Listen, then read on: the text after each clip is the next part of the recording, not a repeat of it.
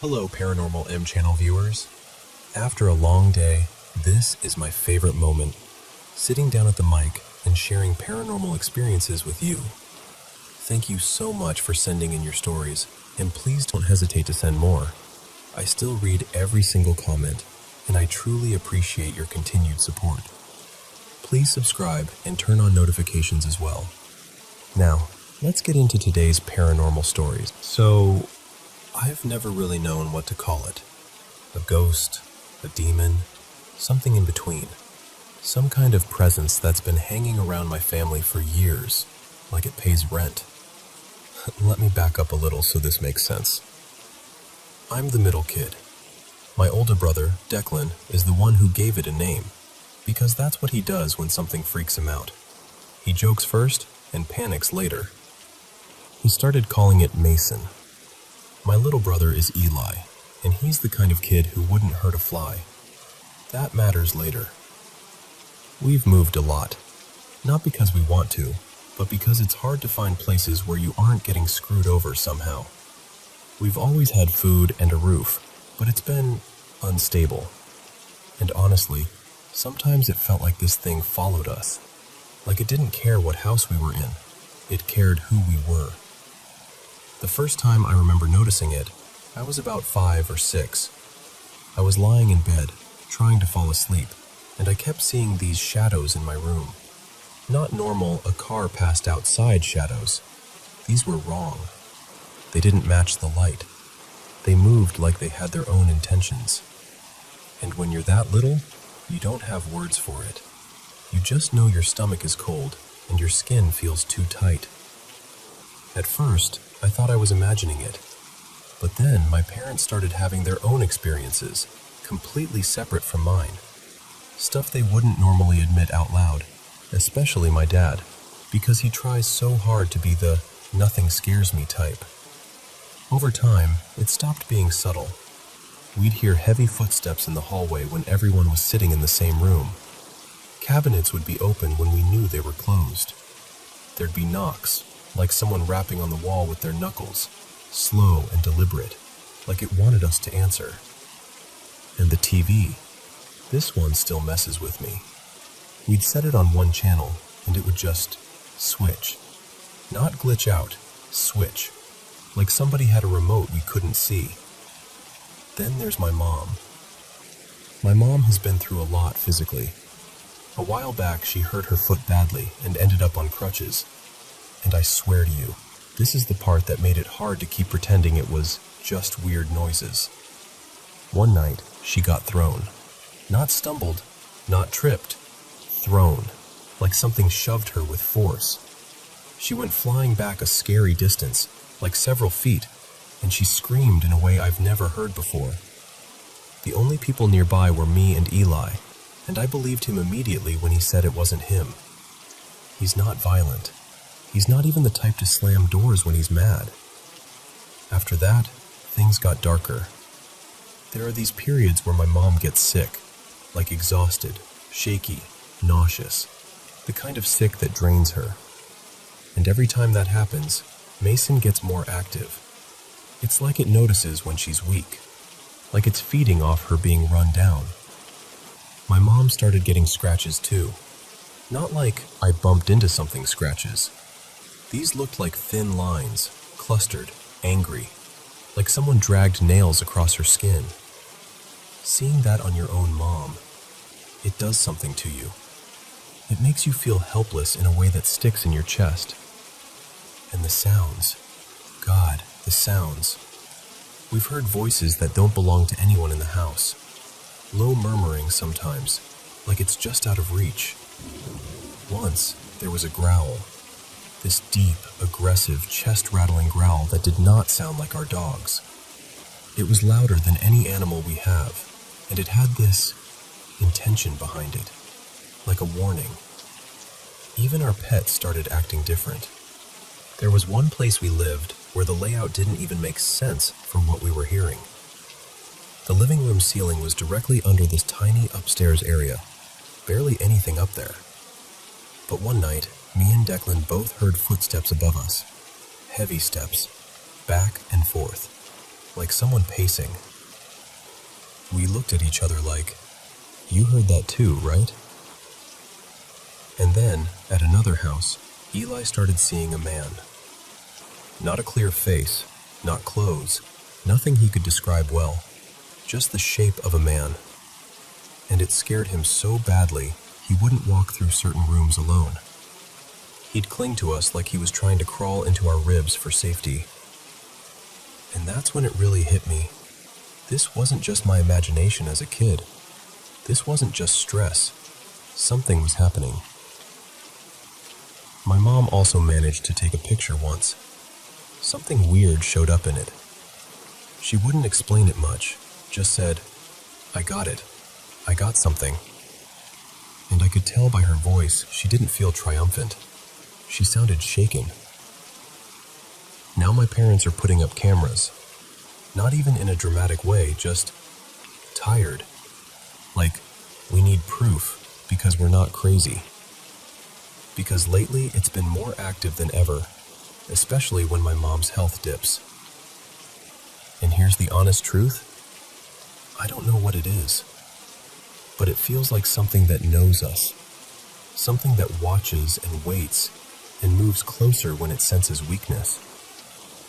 And I hate that we even gave it a name, because sometimes I wonder if that made it more real. Still, when you live with something long enough, you start talking about it like it's a horrible neighbor you can't evict. So yeah, that's Mason. And I really, really hope the cameras catch something, because part of me wants proof. And part of me is terrified of what we'll see if we get it.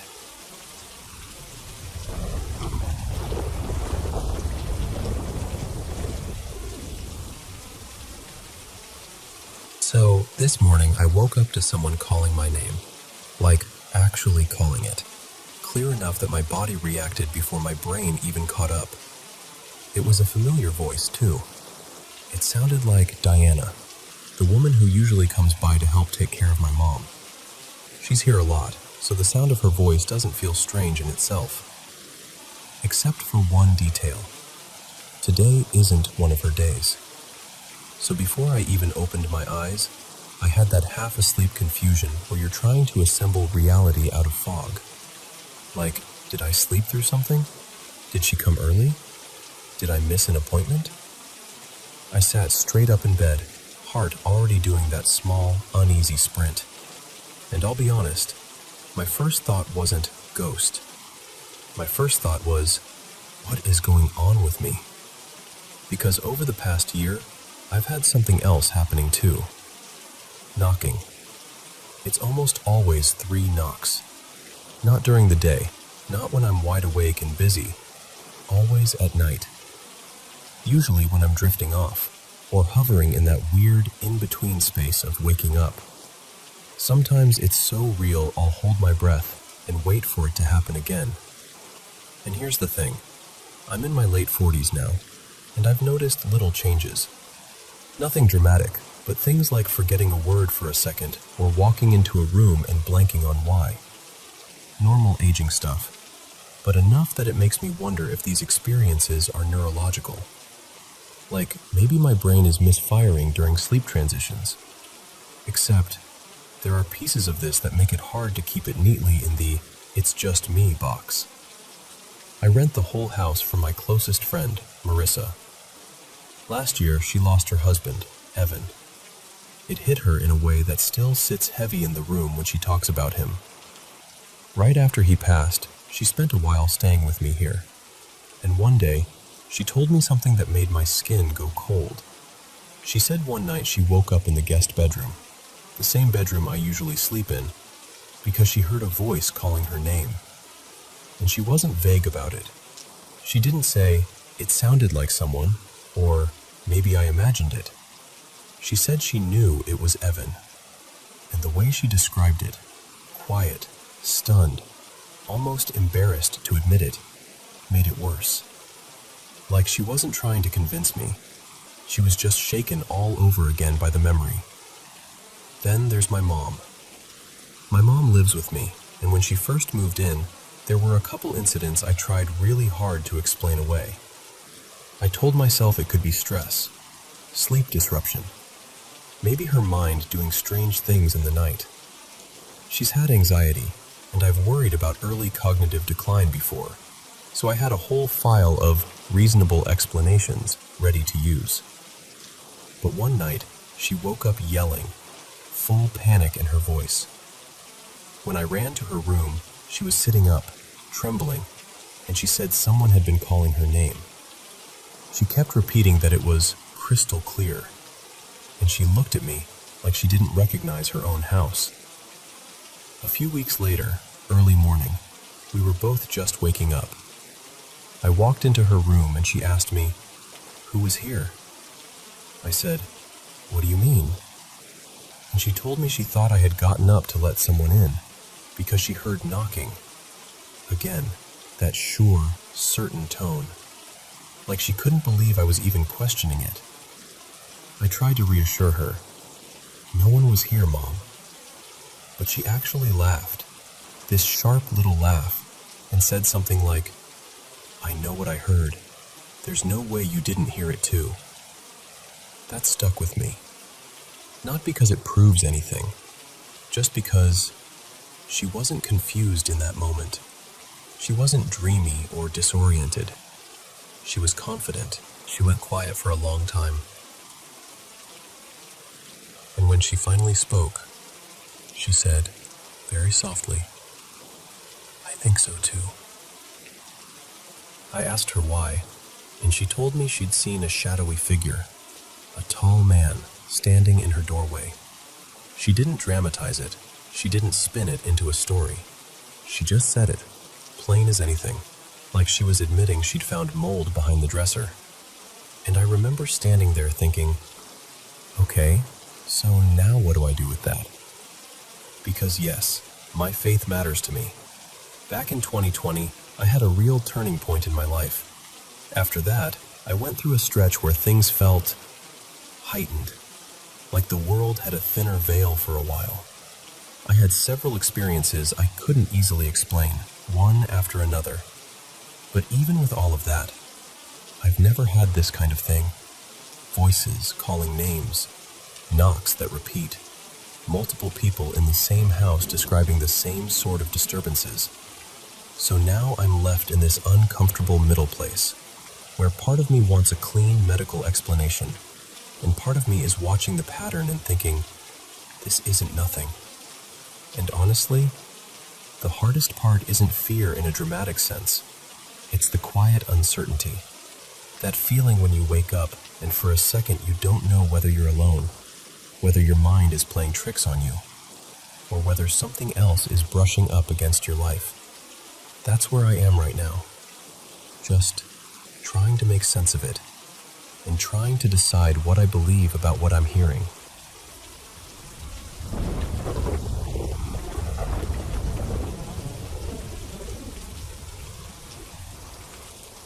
So, I want to tell you something that still gives me chills, even now. I'm from India, and this didn't happen directly to me, but it happened to someone very close to my heart. Let's call her Mira. Mira is originally from Odisha, but she grew up mostly in West Bengal, where I live. Her grandparents stayed back in their hometown, and for years, that place was like this warm little anchor for her. Familiar rooms, old stories, the kind of love that feels steady even when life changes. In January 2024, Mira's grandfather passed away, and this is the part she still carries with her, quietly. The day before he died, she was exhausted, just completely drained, and she didn't talk to him. Not properly. Not one last time. Later, she told me it felt like her body gave up right when her heart needed to show up most. Now, you should understand, Mira and her grandpa were incredibly close. Like, soft close. The kind where you don't need big conversations all the time, because love is already sitting in the room with you. And there was this one tiny thing between them that sounds silly until you hear it in context. When Mira was younger, she had this stuffed toy, a little plush bear she adored. It went missing back in 2018, and after that, every time she visited her grandparents, She'd jokingly tell her grandpa, "Okay, you have to find it this time." And he'd always play along, like it was a mission they were both still working on. Her grandmother, though, she's not someone who texts. She speaks Odia, and she doesn't really understand Bengali well. She's also never been comfortable typing, especially not with English letters. All she uses is this old keypad phone, the kind with physical buttons, something her husband used for years before it became hers. She mainly uses it for calls. That's it. Okay, now fast forward to a monsoon evening in July 2024. Mira and her family were traveling to Odisha. They reached their hometown around early evening, maybe a little after 6. Everyone's tired, bags everywhere, that familiar rush of arriving after a long journey. And then Mira notices something. A message. An SMS. It had been sent from her grandmother's keypad phone to her mother's phone, just minutes before they arrived. And the message was written in a way that felt eerily specific, like it was meant for Mira's little brother, and like Mira herself had typed it and sent it. The wording even sounded like her. But here's the impossible part. They weren't there yet. No one had touched that phone. And her grandmother couldn't have written it. Not in Bengali.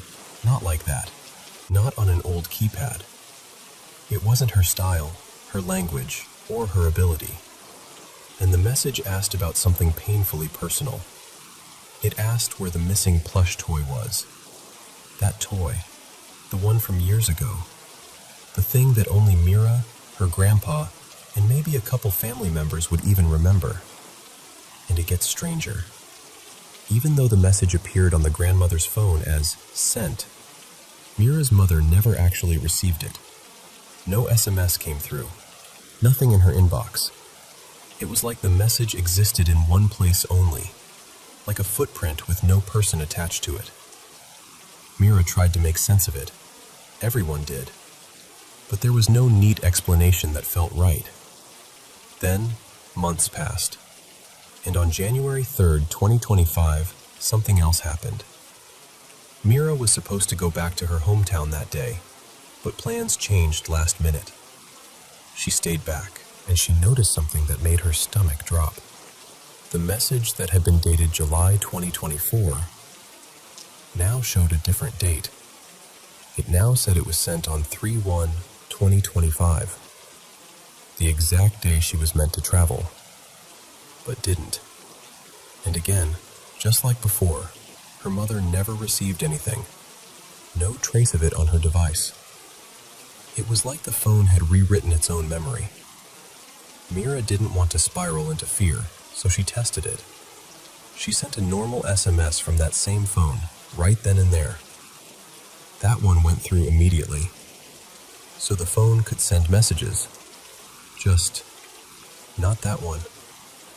Not in the way reality usually works.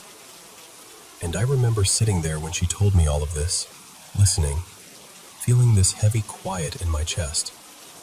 Because whether it was a glitch or something else, it didn't feel random. It felt like a tug on an old thread, like someone reaching for a shared memory that mattered. Like the kind of thing a grandfather might do, if love could move through wires and time and grief. And I'm not saying that's what it was. I can't prove anything. But I will tell you this. The message wasn't about money, or instructions, or anything practical. It was about a lost childhood toy. A tiny, tender thing that only they would care about. And that's what makes it so hard to dismiss. So yeah, I don't know what it was. A technical error that lined up too perfectly? A strange phone bug that somehow pulled up an old, personal detail? Or something gentler and far harder to explain, like love refusing to fully leave the room. I just know Mira still thinks about it. And honestly, so do I.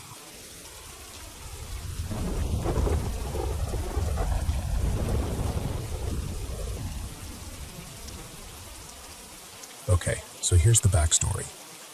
About a year ago, I moved into this place I keep calling an apartment. But honestly, that word feels generous. It's more like the top half of a house. Like a little add-on unit above a family's place. Kind of a duplex situation. The owners, Marisol and Greg, built this upstairs level years ago for their oldest kid, Tyler. And now I'm the one living up here. And I need you to understand something. The place I lived before this? No joke, it had a whole haunted vibe. Stuff happened there that other people noticed too. Like, I wasn't just imagining things in the dark. So when I was moving in here, that topic came up in conversation, and Tyler just kind of smirked and goes, "Yeah, wait until you stay here." At the time, I laughed. I genuinely thought he was teasing me because I just told him about my last place. But then, about a week after moving in, I'm in bed late, half asleep, not even scrolling or anything. And I start hearing this weird sound, like a soft, rushing, airy, whirling noise. At first I'm thinking, is the wind hitting something? Is there a vent open? It's subtle, but it's steady enough that I can't ignore it. So I get up, walk out into the kitchen, and that's when I see it. My stove's range hood is on. And not like, oh, maybe I bumped it earlier. No, I know I didn't touch it. And this thing isn't one of those easy toggles. There are 4 settings, and you have to actually press the button in with a little force. It's not sensitive. It's not the kind of thing that flicks on if you brush past it. I stood there staring at it like I was waiting for it to explain itself. After that, I didn't have anything else happen for a while, so I tried to let it go. I told myself it was a weird fluke. Maybe an electrical issue. Maybe I was tired. Maybe anything. But then, months later, something new started. And this is the part that's messing with me the most. Every single night, like it's on a timer, at 12:30 a.m., it begins. This tapping, or knocking. Sometimes it sounds like a small bang. It's coming from somewhere around my bedroom, wall, floor. I can't even pinpoint it because it shifts in the way sound does at night when you're lying there trying to figure out if you're losing it. It continues until morning. Usually around 6 a.m. it fades out. And what's weird is the schedule of it. Like, why would pipes or wood or anything natural be so punctual? It's not random. It starts at 12:30 every night, like clockwork. The worst part is between 3 and 4 a.m. That's when it gets loudest. Like whoever or whatever is doing it decides that's the prime time to really commit. And it doesn't even have a pattern. It's not like tap, tap, pause, tap, tap, pause. It's different every time. Sometimes it's quick, sometimes it's spaced out. Sometimes it's like someone is testing different intensities just to see what gets the biggest reaction out of me. It'll go for anywhere from 30 seconds to 2 minutes at a stretch, then stop long enough for me to think, okay, maybe it's done. And then it starts again. So I did what any normal person does. I talked to the owners. But here's the thing. It's gotten more aggressive over time. Not fading, not calming down, getting worse. And it's waking me up over and over again, like multiple times a night, night after night. It's that specific kind of exhaustion where you start dreading bedtime because you already know what's waiting for you at 12:30. And tonight, this is why I'm even telling you this right now. I'm sitting here wide awake at 4:20 a.m. because it woke me up again. I'm not even fully angry anymore, I'm just worn down. I need someone to tell me what this is, because I'm out of explanations. I've tried recording it too, and it's almost like it reacts to that. Sometimes the second I reach for my phone, it slows down or stops, like it knows. Other times, it does the opposite. It goes completely full force, like it's daring me to catch it. I have clips from tonight, short ones because nobody wants to watch hours of knocking, but I've got enough to prove I'm not making it up. And I'm just sitting here thinking, what is this? Because I can handle a weird one-time range hood incident. I can even brush off the occasional house noise. But something that starts at 12:30 a.m. and knocks through the night like it has a routine, that's not just old house behavior. So, yeah, that's where I'm at. Wide awake, listening, waiting for it to start again.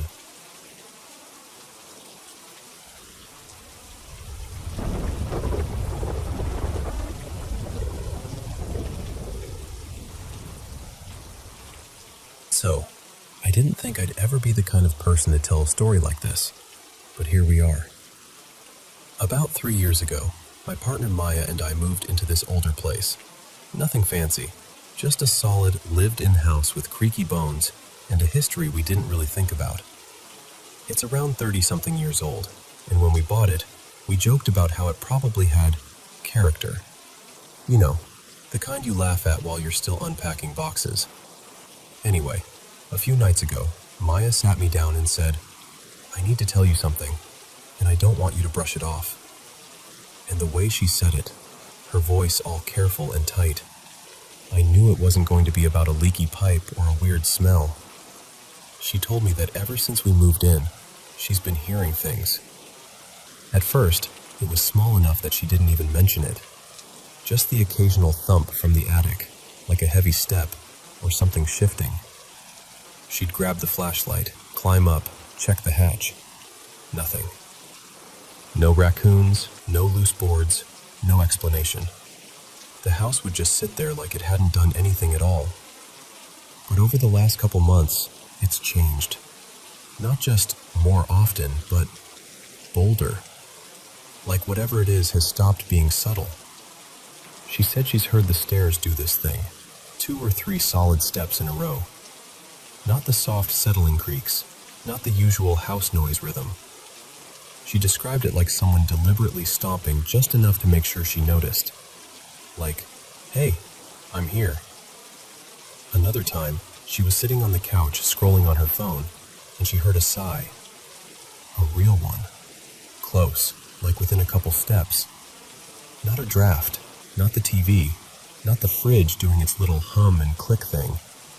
A full, tired, human-sounding sigh. And then the attic again. Always the attic again.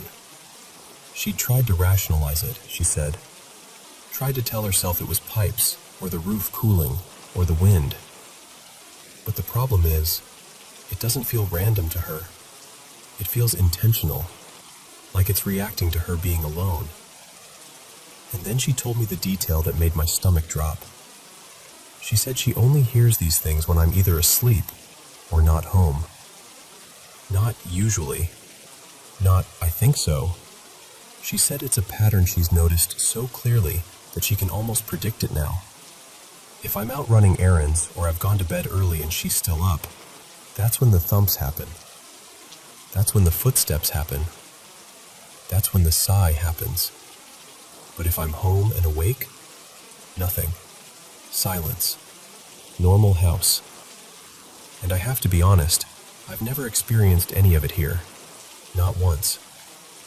Which makes it worse in a weird way, because it's not like we're both hearing the same thing and going, "Okay, this is strange." It's like the house has picked one person to speak to, and it's not me. Maya isn't dramatic.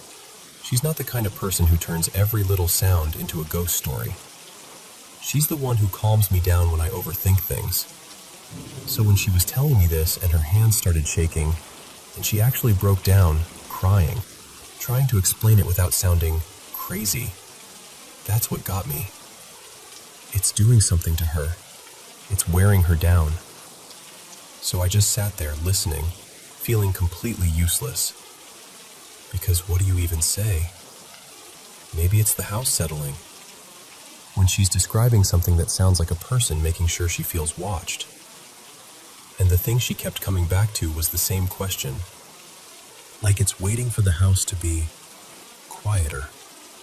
Like it wants privacy. Now, here's the part that makes me feel even weirder admitting all this. I don't have Maya's experiences, but I do have this recurring nightmare. It happens every few months, not often enough to call it constant, but often enough that it sticks with me like a bruise. In the dream, there's this presence, not a person, more like an absence shaped like something, just thick darkness, like a mass or an energy, and it's chasing me. Sometimes it's chasing me, sometimes it's coming after people I love. And I'm always trying to say prayers or recite something sacred, something I grew up believing had power. But in the dream, I can't. It's like my mouth won't work right, or I can't remember the words, or my voice is trapped in my throat. And I'm running, and I'm panicking, and the darkness is closing in like it's patient, like it already knows I'm not going to be able to stop it. And every time, right when it gets close enough that I feel this cold, final kind of dread, I wake up. Heart pounding, breath sharp, that awful feeling like you've been hunted. It could be just a dream. Stress, random brain nonsense, I know that. But when Maya told me what she's been hearing, how it seems to show up only when I'm not really present, I felt something in my chest go tight. Because now there's this thought I can't shake. What if it isn't random? What if something in this house has learned when it can get through? And if it really is something, what does it want with her? Why her? Why only when she's alone? I don't know. I honestly don't. I just know that the way she looked when she finally told me, like she'd been carrying it by herself for too long, made me feel cold all over. And since that night, I've been listening to the house differently. Not for a ghost, just for anything that sounds like it knows when I'm not paying attention.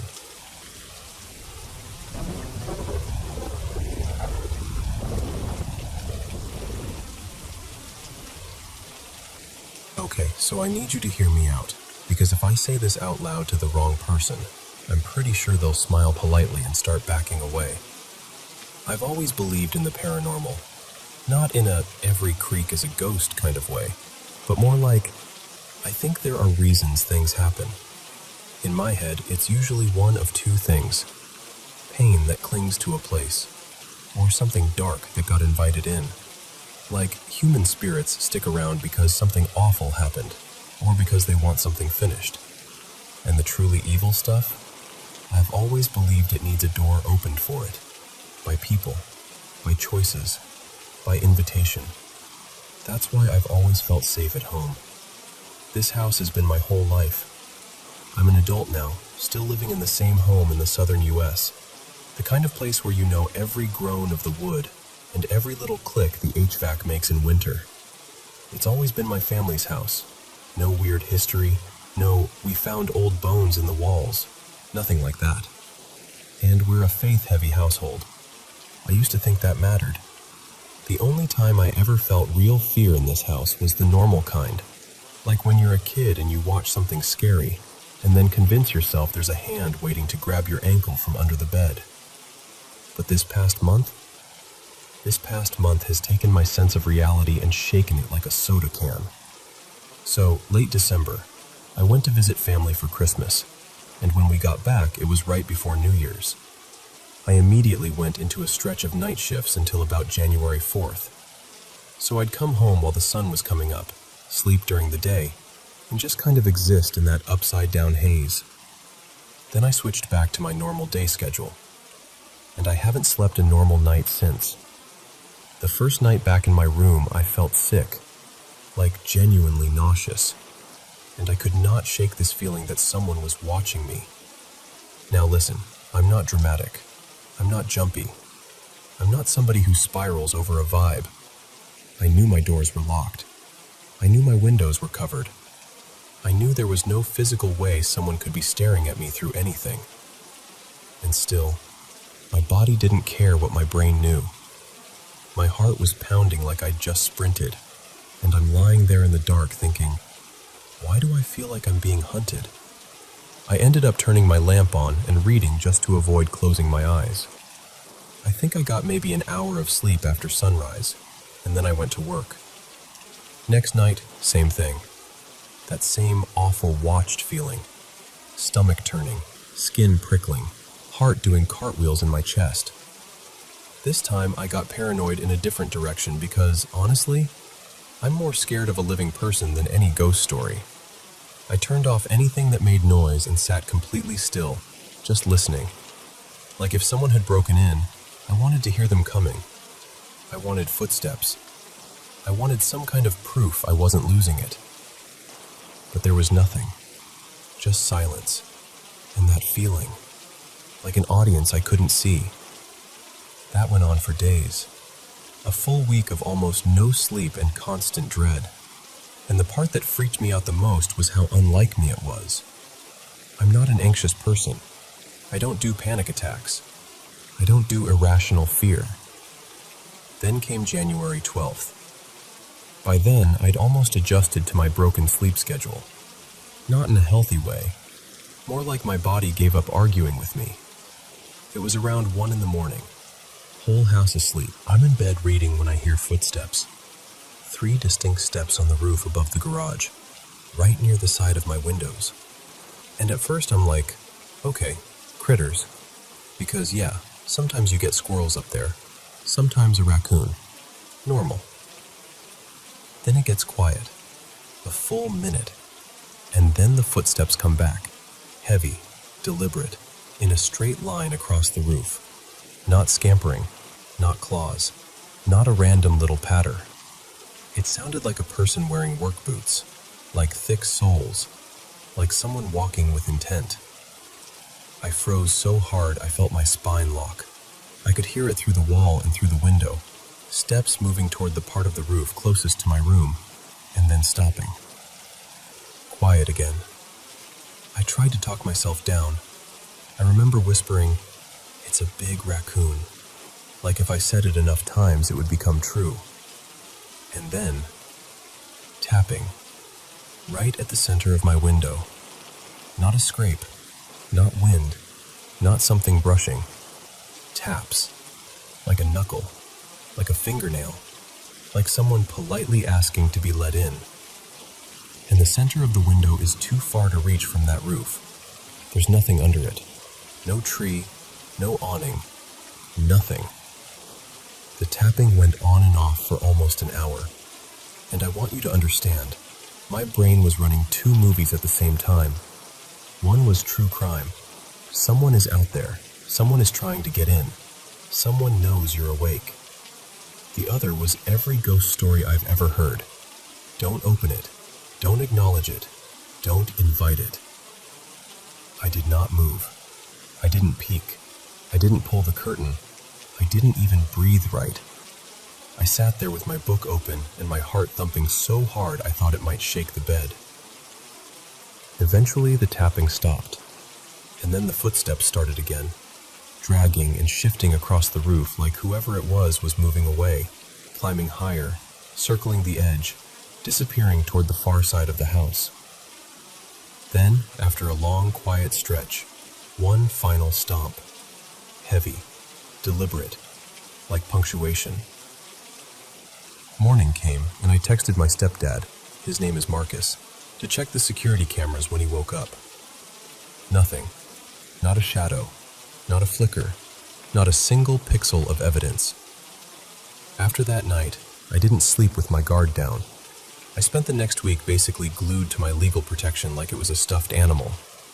The roof noises didn't come back, but something else started. Dragging sounds from the garage attic. The best way I can describe it is like someone's moving heavy boxes, like shuffling, rolling, sliding something across a floor. And it wasn't quick. It would go on and on.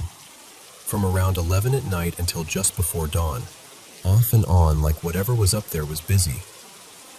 I tried recording it because I needed proof, but my phone microphone barely caught it, like it was embarrassed for me. In person, it was loud enough to make my jaw clench. My family started saying it was sleep deprivation, auditory hallucinations, stress. "You're overtired, Leah." That kind of thing. Like if they made it medical enough, it would stop being scary. Marcus even went up there and added heavier insulation to muffle anything I might be hearing. But it didn't stop. And that feeling, being watched, never left. One night, my ceiling vent cracked loud enough to make me jump, like it shifted or popped in a way it never had before. Later on, it turned on automatically, and this scent came through. Cologne. Not ours. Not familiar. Not like laundry detergent or some leftover smell from the house. Cologne. It was coming from the vent. And in the last 5 days, the house started making noise during the day, too. That used to be my safe zone. If I could make it to sunrise, I could finally sleep. I could shower alone, eat something, pretend I wasn't unraveling. But now, things creak in places they never creaked before. The vent moans sometimes, like the metal is flexing and groaning, long and low. The wood floor outside my bedroom cracks like someone heavy is standing out there. But when I look under the door, there's no shadow. And the weirdest part? The noises almost always happen on the opposite floor from wherever I am. If I'm upstairs, I hear it downstairs. If I'm downstairs, it's above me. Like it's staying just out of sight on purpose. Then tonight, this is what finally pushed me into telling anyone, even you. I was downstairs in the living room, alone, quiet, and I heard something fall directly above me. There's an upstairs common area up there, and my cat, his name is Doodle, likes to hop on and off furniture. So I tried to tell myself it was him, but I couldn't take the chance. I was too wound up, too tired, too sure something was playing with me. So I grabbed a kitchen knife, because I guess that's who I am now, and I went up the stairs. Everything upstairs was exactly where it should be. Nothing knocked over. Nothing fallen. No mess. No obvious source. And Doodle? He was in the same chair he'd been in earlier. He hadn't moved. So whatever I heard wasn't him. And then all the creaking started focusing in one spot. There's a room up there we call the storm closet. It's basically a storage room, big enough to feel like a small basement, tucked into a part of the house that never became a bedroom. The door is right off the upstairs common area, and the noises started coming from inside that room. Rapid creaks, quick shifts, like someone standing up fast, like weight moving on the other side of the door. And right after that, the vents overhead made that same long moaning sound, the one they do in my bedroom. I stood there holding a knife, staring at that door, and I'm telling you, I have never wanted to be brave less in my entire life. I did not open it. I stepped back, like the world's worst horror movie character who finally learned something, and I actually, God, I can't believe I did this. I held the knife up toward the door and the vent like I was warning the house. Then I went downstairs. It's been about an hour. I'm on the couch now, still listening, and I can hear footsteps above me again. Clear, measured, like someone walking around. Doodle is with me now, pressed against my leg like he knows I'm not okay, but he's not freaking out. The dog isn't losing it either. None of my animals are doing that stereotypical, there's a ghost thing people talk about. So here's where I'm stuck. Is this a spirit? Or is this a person? Because I like true crime, I know about people hiding in houses. I know about the kinds of things mentally unwell people do when they latch onto someone. And that scares me in a very real, practical way. But I also love ghost stories. And I know how they start. Small, subtle, escalating. A feeling, a sound, a pattern. I'm exhausted. I'm terrified. And I've never felt so alone in my own house, because nobody else is experiencing it. Nobody else believes it's real the way it's real to me. And even if it stopped tomorrow, if everything went quiet and peaceful, I don't know if I could sleep anyway, because now I'm afraid of what happens when I finally let my guard down. So tell me, do I call the police or do I call my psychiatrist? Because right now it feels like those are my only options, and I'm desperate enough to pick any of them.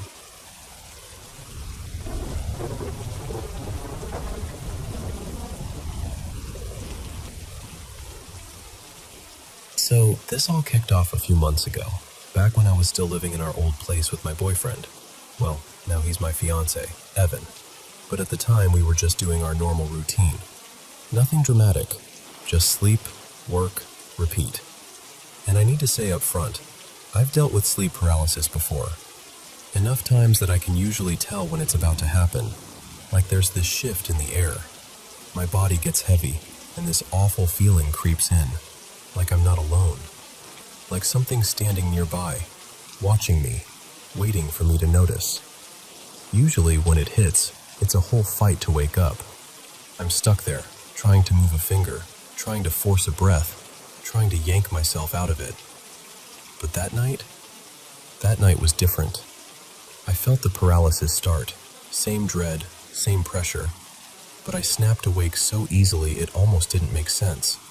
Like someone flipped a switch and I was just up.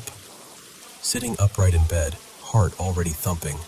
We sleep with the closet door cracked open. Always have. I don't even know why. Habit, I guess.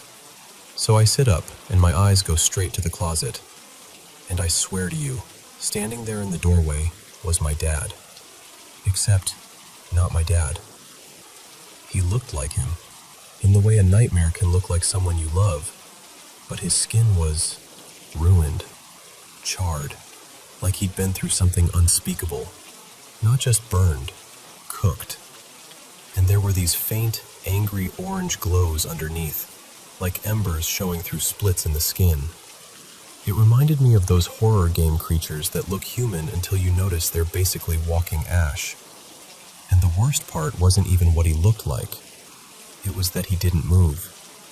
Not even a little. No breathing, no shifting weight, no blink. Just standing there, perfectly still, like he was placed in the doorway and forgotten. My brain tried to be reasonable. My dad works around industrial heat. He's a furnace tech. He's told me stories that make my stomach turn. Guys getting hurt, near misses, things you don't unsee. So I told myself, okay, subconscious, stress, sleep paralysis doing what it does. So I blink hard. I rub my eyes. I stare again. Still there. I was wide awake. I could feel the sheets. I could hear the faint hum of the apartment. Evan was breathing beside me. And that thing, wearing my dad's shape, just stood there. I don't know how to explain what happened next without sounding insane, but I think my mind chose survival over logic. I just laid back down. Like if I didn't acknowledge it, it would stop being real. I turned my face toward the pillow, pulled the blanket up, and somehow, I fell asleep again. I woke up the next morning and told myself it was over. It wasn't. About 2 weeks later, I wake up to my phone blowing up. Texts from my mom, frantic. Like, all caps frantic. She's like, "Are you okay? Please answer." So I'm half asleep, squinting at the screen, and I text back, "Yeah, I'm fine. What's going on?" And she tells me this. That morning, she heard my voice at their back door. Not a knock, not footsteps. My voice, saying, "Mom," over and over and over again. Just, "Mom, Mom, Mom." And I'm sitting there reading this, and my skin goes cold, because I'm thinking, no way. So I ask her, what did I sound like? Not scared, not crying, not urgent, just calm. Flat, like someone practicing a word. So I ask her, "Did you open the door?" And she says, "Yes." And I swear, The moment I read that, my whole body felt hollow, like a pit opened up in my chest, because when she heard that voice, I was still asleep at my own house, miles away. Then the third thing happened, and this one still makes me feel like I'm holding my breath even when I talk about it. About a week after my mom's door incident, my dad tells me he woke up around 1 a.m. and went into the kitchen because he thought he heard something. And when he got there, he saw me standing in their kitchen, not moving, facing the oven. He couldn't see my face fully, but he said he knew it was me in the same way you know someone's silhouette. Same height, same hair, same shape. Just me, standing there in the dark like a mannequin. And again, he tells me this while I'm sitting in my own home, nowhere near them. I asked him, "Are you sure you weren't dreaming?" And he got quiet and said, "I don't think I was." And that's when I started feeling like I couldn't trust the walls anymore. Like something had picked me as a costume. Like something was borrowing my voice, my outline, my name, wearing me like a mask and walking up to the people who love me most. Fast forward to now. Evan and I moved into a new apartment, a few states away. Fresh start, new place, new air, new everything. And I thought distance would make it stop. But I'm still on edge all the time. I'm jumpy. I check corners without meaning to. I hate walking through the apartment in the dark. Some nights I'm scared to fall asleep, because part of me worries that if I drift off, something will take that moment. Like it's waiting for the exact second I'm not fully in control. I've tried cleansing the place. I've done the whole fresh energy thing. Open windows, salt, prayers, incense, all of it. And maybe it helped the apartment feel lighter for a day or two. But it didn't help my nervous system. I'm still carrying that fear like a weight in my ribs. And I know some people would say, it's just sleep paralysis. It's just stress. And I get that. I want it to be that. But explain the back door. Explain my dad seeing me in the kitchen. Explain my mother opening the door to a voice that sounded like me when I was nowhere near that house. So yeah, that's where I'm at. I moved, but the feeling followed. And I'm trying so hard to calm down and feel safe again. I just don't know how to convince my body that it's over.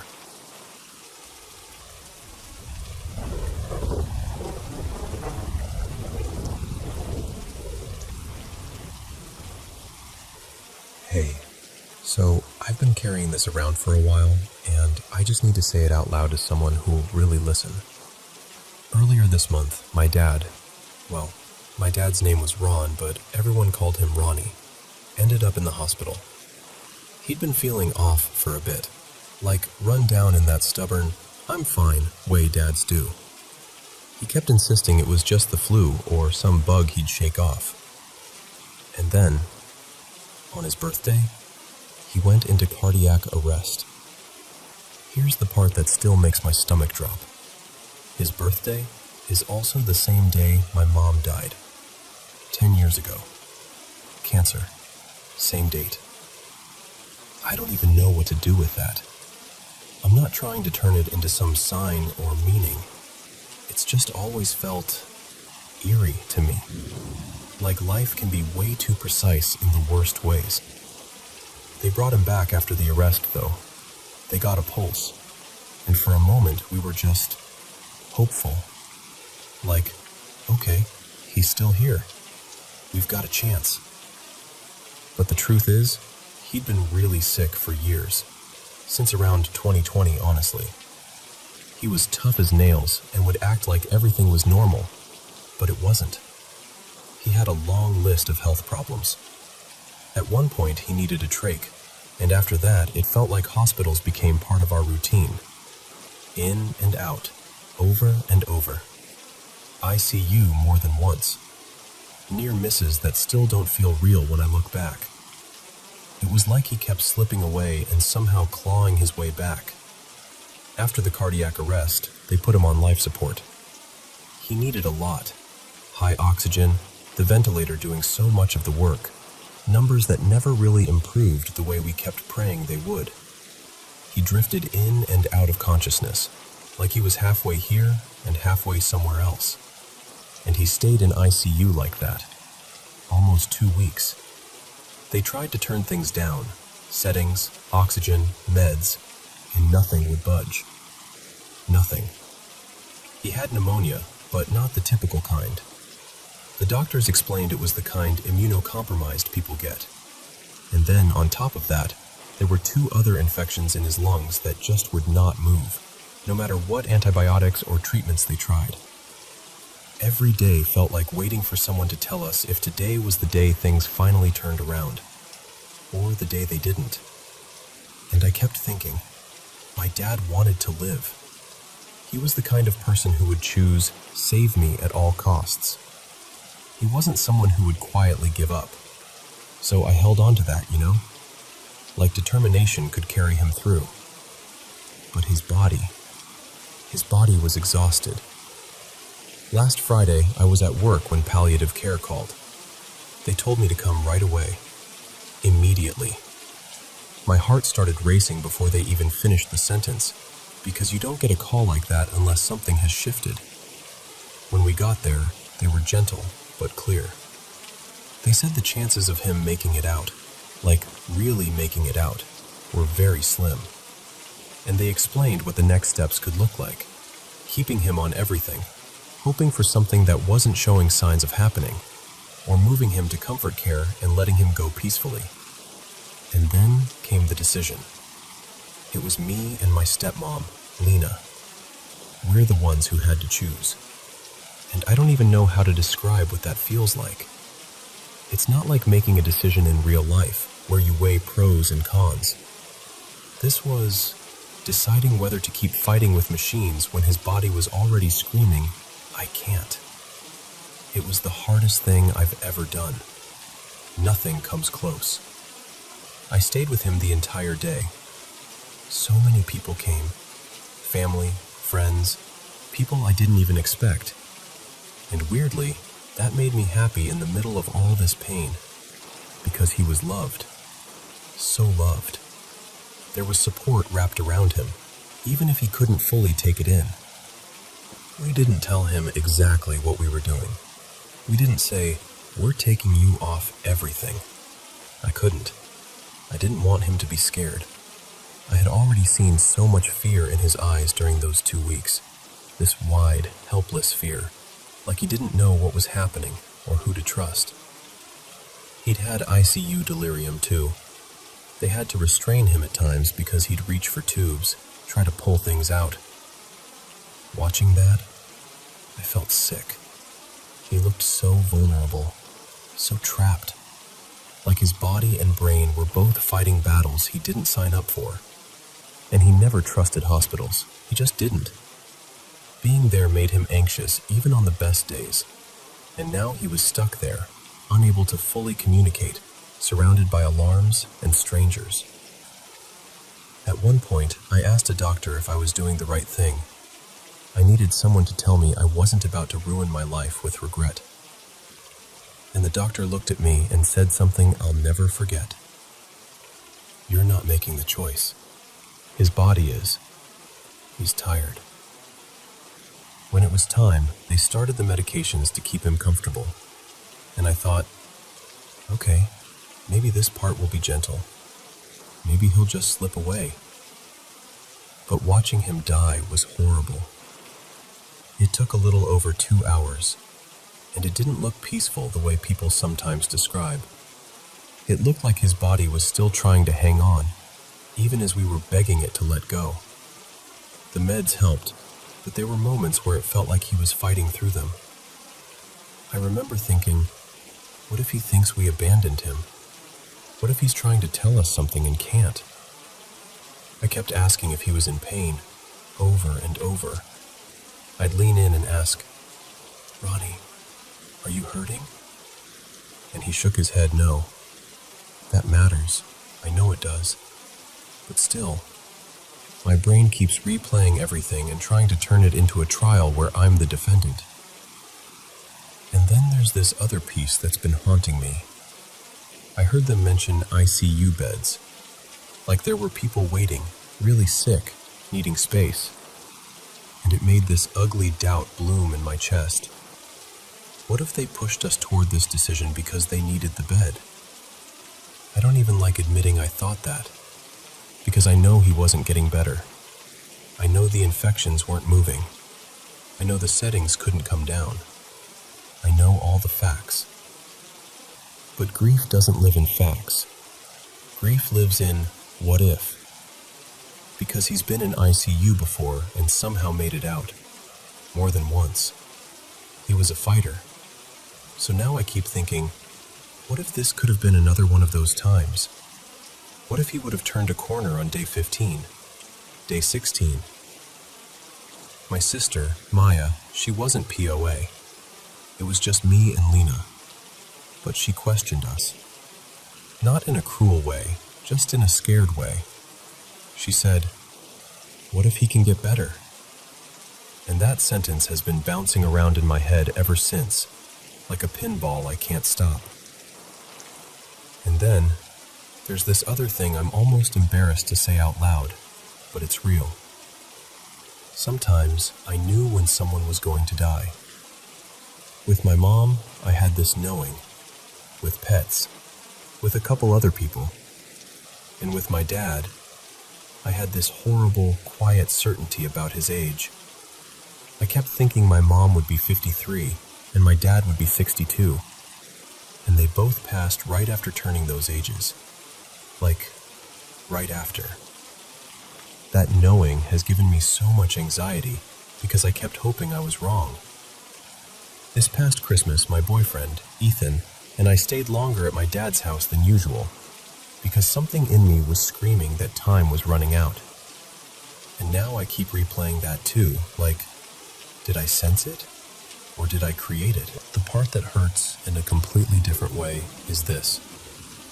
I'm not even 30 yet, and I've lost both my parents. And I'm struggling. I'm really struggling. But I also feel relief, and then I feel guilty for the relief, because he's not sick anymore. He's not scared in a hospital bed anymore. He's not fighting infections and machines and delirium. And I'm not waking up every day with that heavy dread in my chest, wondering if today is the day I get that phone call. I worried about him every single day since 2020. Every day. And now, that part is over. And I hate myself a little for admitting that it's a relief. But it's true. I felt something similar when my mom died too. She was so sick, and watching her suffer was its own kind of torture.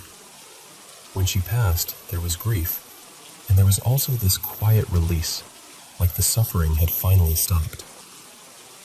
So now I'm here, holding all of it at once. Love, loss, guilt, relief, doubt, and this endless loop of what if. And honestly, it just really sucks.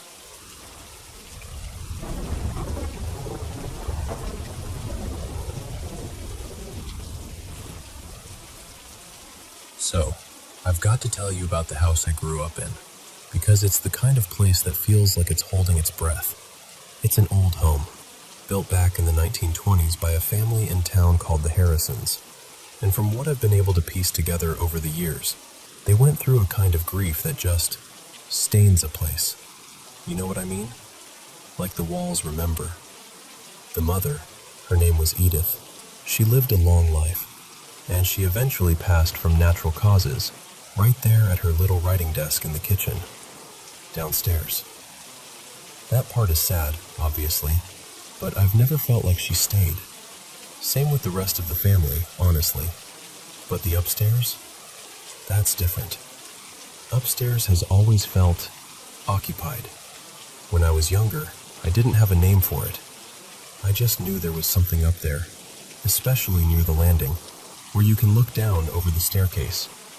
It was like there was a heaviness parked in that spot, like an invisible person who never moved on.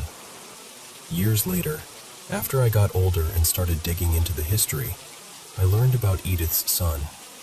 His name was Daniel Harrison Jr., and his story hit me right in the chest.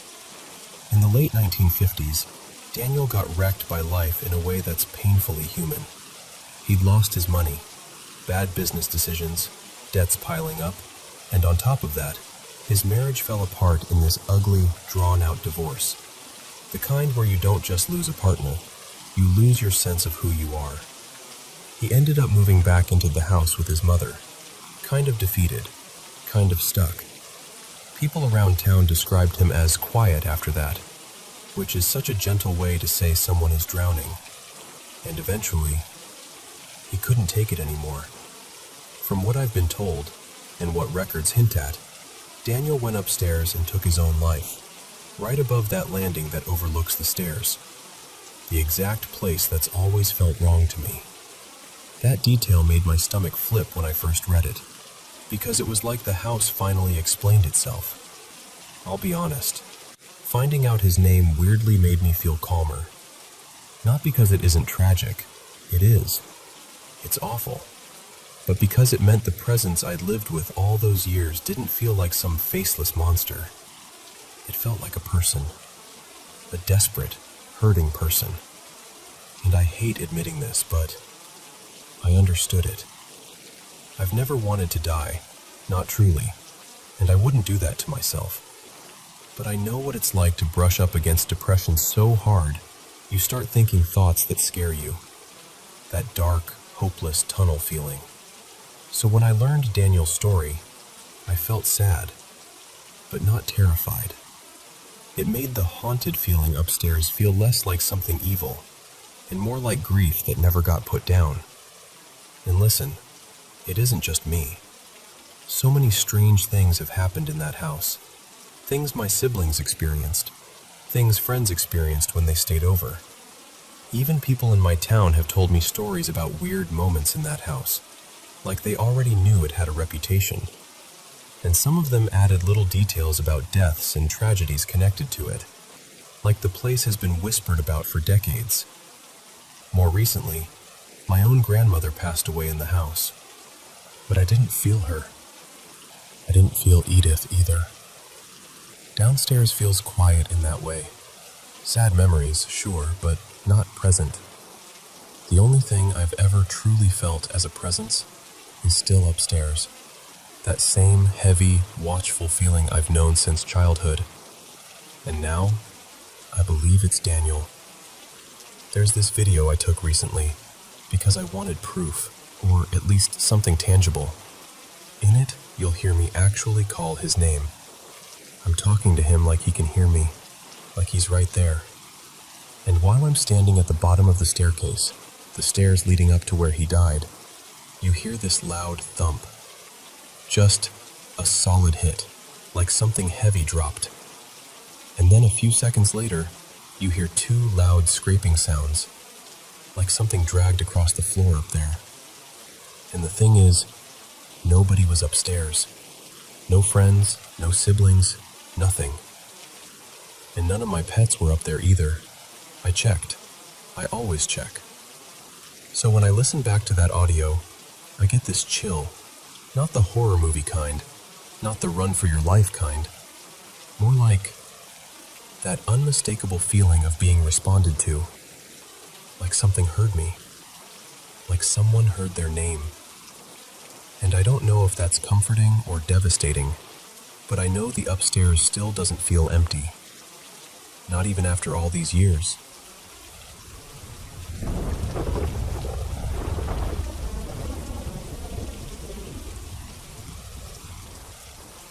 Okay, so I tried sharing this in a quantum physics thread and it was a mistake. I got mocked, and I'm not here for that. I'm here because I want something real. A recording, a credible witness, or even a grounded explanation for something that happened in my home. Twice. Both times it was the same thing. A loud, joyful voice blurting out, "Allo!" Not in my head, Not a felt presence, not telepathy. An actual sound in the air, like something spoke out loud in the room with me. The kind of sound that makes your body jolt before you even think. The first time it happened, I was in the living room. It was early evening, already dark outside, maybe around 5:15-ish. I wasn't stressed. I wasn't drunk or high. I was just normal. And suddenly, right beside me, like half an arm's length away, "Allo!" It was so close I could practically map it in space. The sound felt wide, like it had presence, not thin like someone shouting through a phone. More like a voice projected into the room, the way a nearby speaker fills the air around you. I jumped. My two cats, Miso and Juniper, jumped too, instantly bristling and scanning. They didn't react like, "Oh, a noise." They reacted like something had appeared. The second time was weeks later, late at night, close to midnight. Different room, the kitchen, right next to the living room. Same exact voice, same tone, same cheerful, almost sing-song delivery. "Allo!" And again, no visible source. But I could place where it came from, and this time it felt farther, like it came from the back corner of the kitchen. Here's the part that keeps getting under my skin. My cats didn't just startle. They tracked something. Right after the voice, both of them locked onto the same spot near the pantry area, the way cats do when they're watching a bug. Except there was nothing there. They followed it like it was moving, sometimes still, then suddenly darting fast, like it could zip from one place to another. Juniper stayed on it for nearly 15 minutes, pacing and staring, then whipping her head to a new point like whatever it was had jumped. I picked her up to calm her down. Didn't matter. Her eyes kept snapping back to it. She was tense, not curious. And cats get spooked by weird things all the time, sure, but both of them reacting the same way, right after the same voice, twice? That's what I can't shrug off. If it had happened once, I could have convinced myself it was a fluke. Neighbors, a radio, some odd acoustic trick, my brain misfiring, whatever. But it happened twice, in two adjacent rooms, with the same exact word and same older woman vibe to the voice. And this is an old house, about a century old, so of course everyone wants to jump straight to ghost stories. But that's not where I'm going with this. I'm not interested in myths, religion, or feeding fear. I'm not trying to turn this into a spooky campfire tale. I want facts, or at least theories that respect reality. Acoustics, electronics, weird interference, something environmental.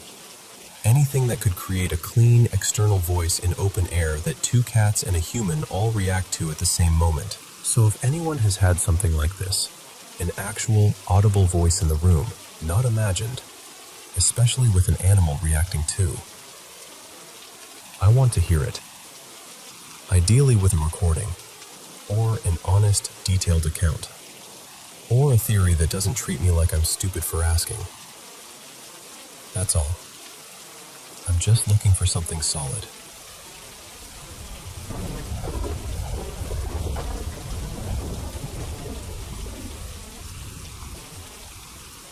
Hey, okay.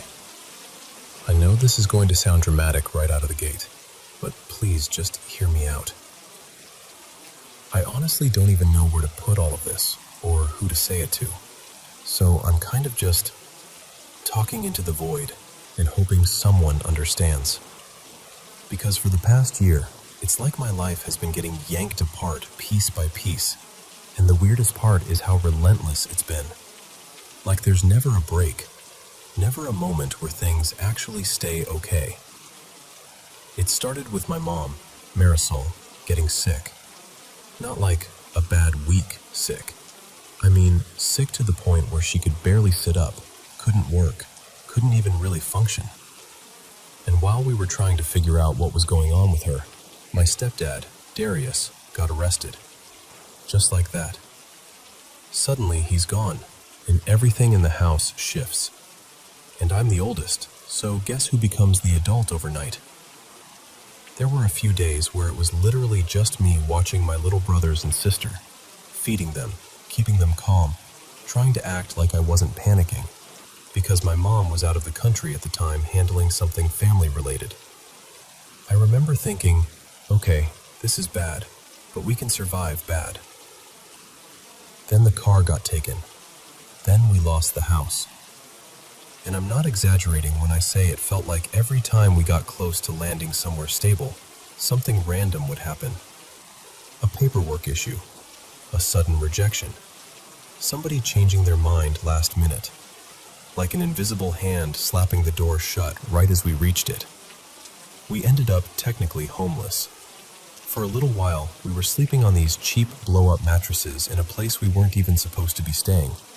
Not because we wanted to, because we had nowhere else.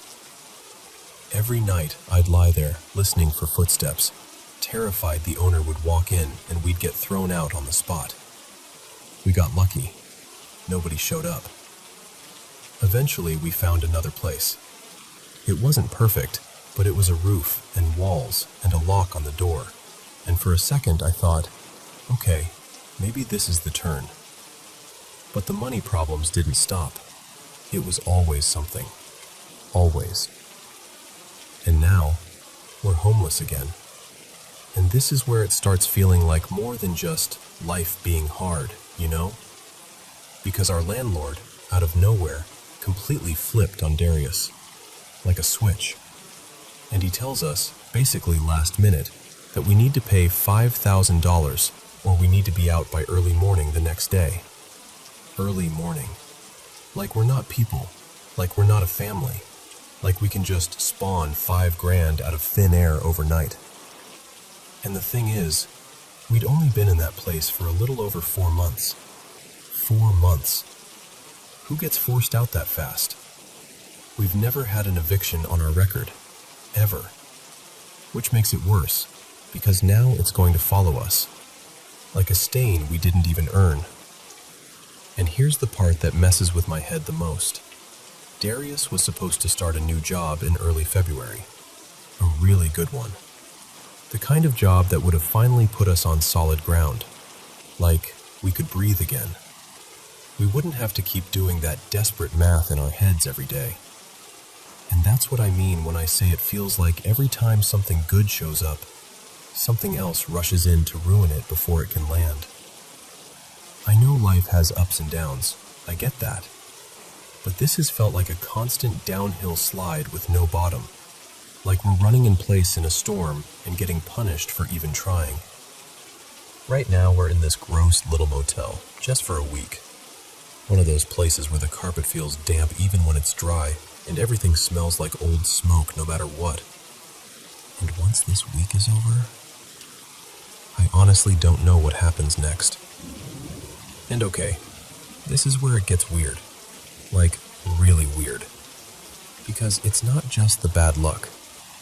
A couple weeks before we got kicked out, I started noticing things in the house shifting on their own. Small stuff at first, like I'd set something down and it wouldn't be where I left it.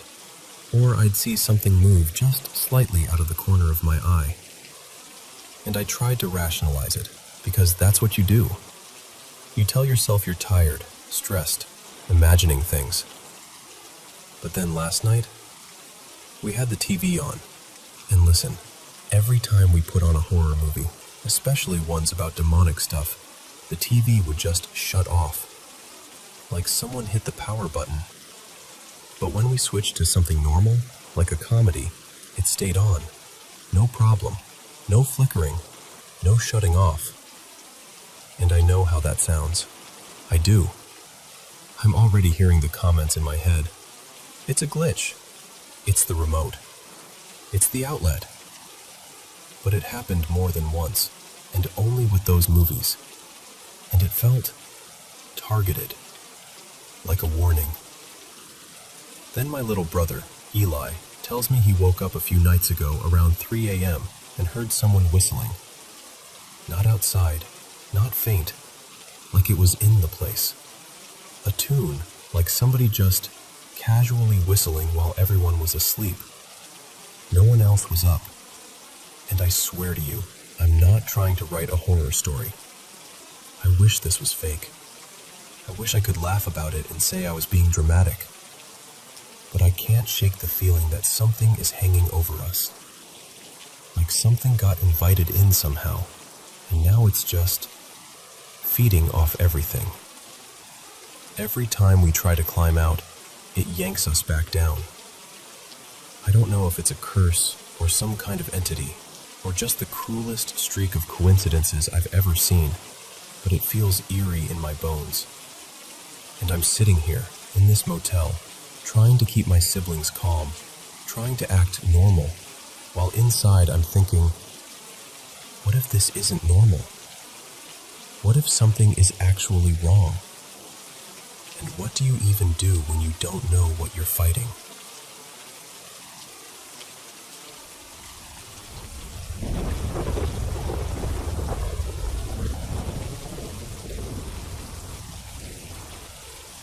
So, something really weird happened a couple nights ago, and it's still giving me that gross, crawly, icked out feeling. I figured I'd tell you like I'd tell a friend, because I honestly don't know what to make of it. Okay, context first. My partner, Marin, and I have this goofy little thing we do when we're being dumb together. It's this super specific, high-pitched tongue trill sound, like a rapid little chir-chir-chir.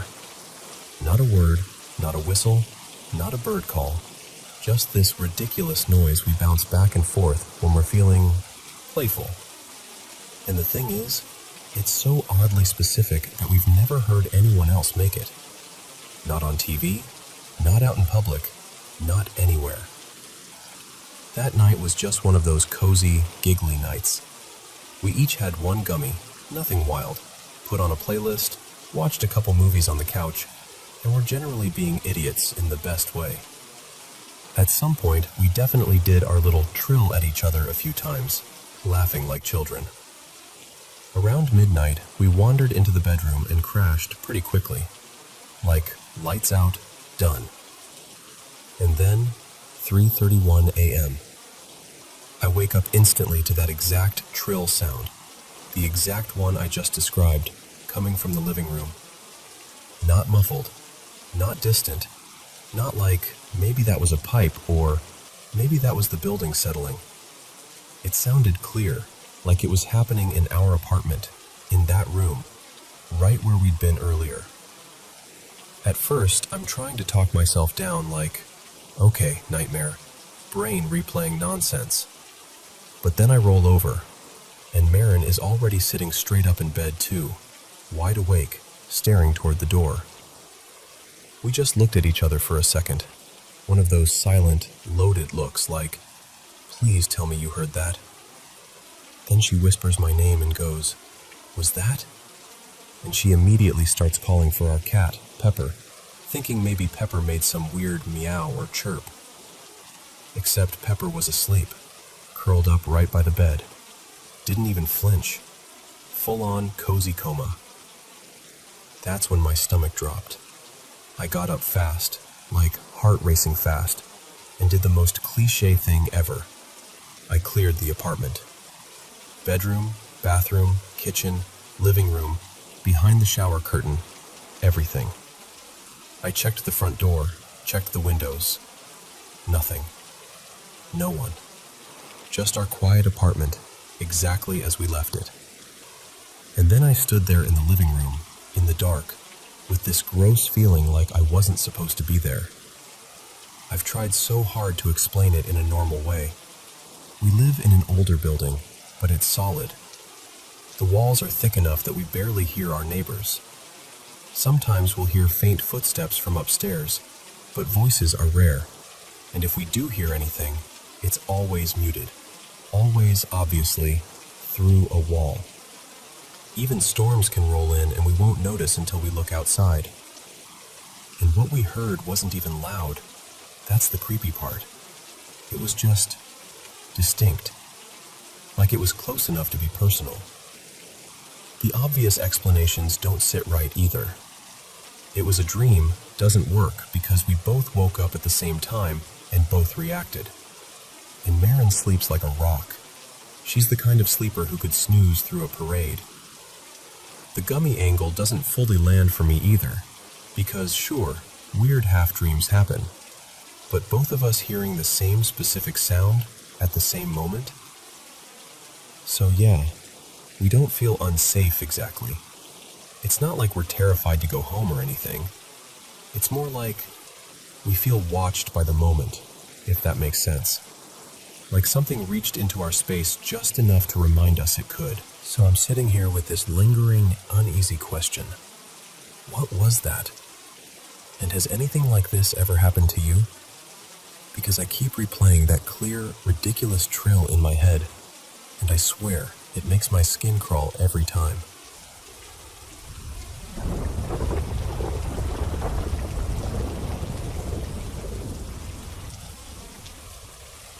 So, I grew up in Shropshire, in England, and this happened when I was about 4, maybe 5. We were living in our very first proper family house. It was a new build, still smelled a bit like fresh plaster and carpet, and there hadn't been anyone in it before us. Late 90s, around 1998 or 1999. I was never one of those kids who just went to sleep when you told them to. My mom in this story is called Claire. She'd do the whole routine, tuck me in, read me a little book, leave the nightlight on, kiss on the forehead, the usual. And then she'd leave, and I'd lie there, wide awake. Most nights I'd keep myself busy. I had this little pile of Lego I'd quietly play with, quiet enough that I thought I was getting away with it. Or I'd creep out onto the landing because our cat Marmalade used to hang out at the top of the stairs like he owned the place. He'd rub his head against my legs and purr like a little engine. That kind of thing makes you feel safe when you're small. But this one night, nothing dramatic happened at bedtime. I actually fell asleep pretty fast. No creeping around, no Lego, no cat patrol on the landing. Just sleep. And then I woke up. And when I say I woke up, I mean I woke up blind. My eyes were sealed shut. Not like it's dark so I can't see, but like I physically couldn't open them. I remember panicking for half a second, shuffling my hands up to my face, and my fingers just stuck. They were coated in that gritty sleep gunk, whatever people call it, the crust that gathers in the corners of your eyes. Mine was everywhere, like I'd been crying or something, but I hadn't. So I'm there, this tiny kid, clawing at my own eyelids, trying not to freak out. I dig the stuff away, blink, blink, blink, and my eyes finally open. And I'm not in my bedroom. I'm downstairs. I'm in the living room. Now, to make this clear, my bedroom was upstairs, first floor. The living room was at the bottom of the stairs, off to the left. And at night, that living room door was always shut. Proper habit in our house. Like, shut. I just remember sitting there, blinking in the dimness, thinking, hang on, what? Even at that age, it didn't feel scary. It felt wrong in a way I didn't have words for, like a storybook page had been put in the wrong place. I don't remember crying. I don't remember screaming for my parents. I just sort of accepted it with that weird child logic of, well, I'm here now, aren't I? And the strangest part? I didn't even tell my parents. Not that morning. Not later. It's like my brain filed it away under odd and moved on. The day went on normally. Breakfast, cartoons, whatever kids do. No big moment where I sat my mom and dad down and said, by the way, I teleported downstairs in my sleep. But that night was different. As soon as bedtime came around, I got this pure, ugly terror in my chest, like the air in my room had turned heavy. The nightlight suddenly felt useless, like putting a plaster on something massive. I remember just knowing something was coming. Not imagining, not guessing, knowing. That kind of fear where your body decides before your thoughts do. So I bolted. I ran straight into my parents' room. My dad, let's call him Gareth, was normally strict. Very, "You're fine, go back to bed," sort of parent. But that night, even he let me climb in. Eventually, I fell asleep. Then I woke up again, still dark. The kind of dark where you don't know if it's midnight or 3 in the morning. And something grabbed me. Not a gentle tug, not I rolled and felt weird. Something dragged me down the bed, towards the foot. I remember the fabric pulling under my back and the sudden, shocking lift. My right leg was yanked up into the air like someone had hooked their hand around my ankle. I'm frozen. I can't speak.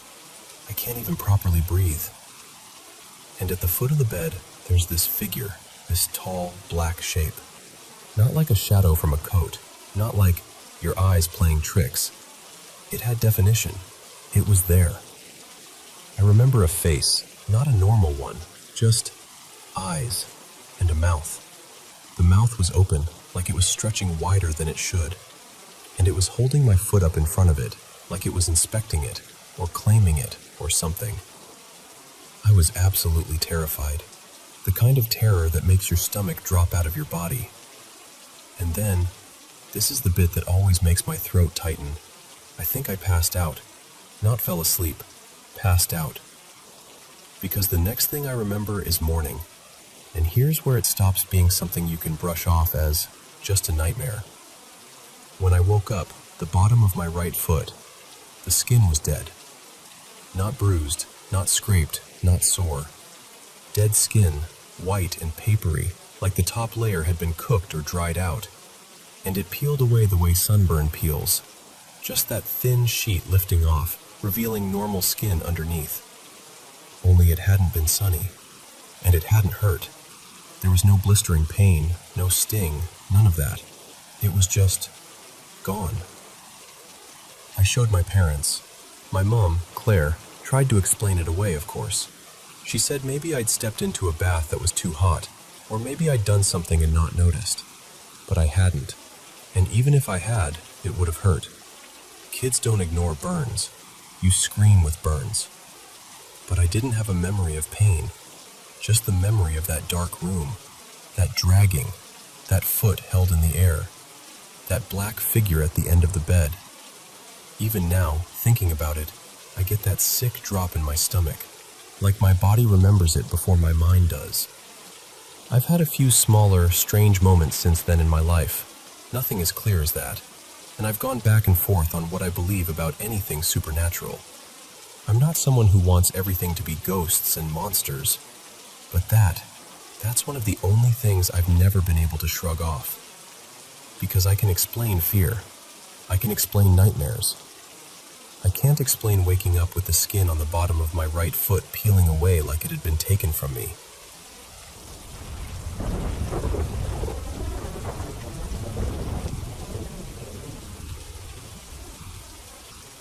I don't usually nap.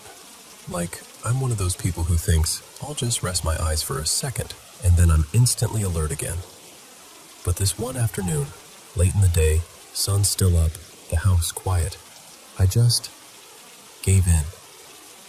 I'd had a long week, my head felt heavy, so I stretched out on the couch and told myself I'd take 10 minutes. No anxiety, no weird vibes, nothing dramatic. I fell asleep the normal way, soft, ordinary, like slipping under warm water. And then, it started. In the dream, if it was a dream, I was lying exactly like I had been in real life. Same position, same sense of weight in my body. Except I wasn't alone. Above me stood this figure. Not a person, not really. More like a shape that borrowed the outline of a human. Tall, dark, featureless. No face, no eyes. Just a presence that felt heavy in the air, like a storm cloud pressed into the room. And it wasn't just standing there to scare me. It was taking something. That's the part I still struggle to explain without sounding dramatic. Because it wasn't metaphorical. I didn't just feel afraid.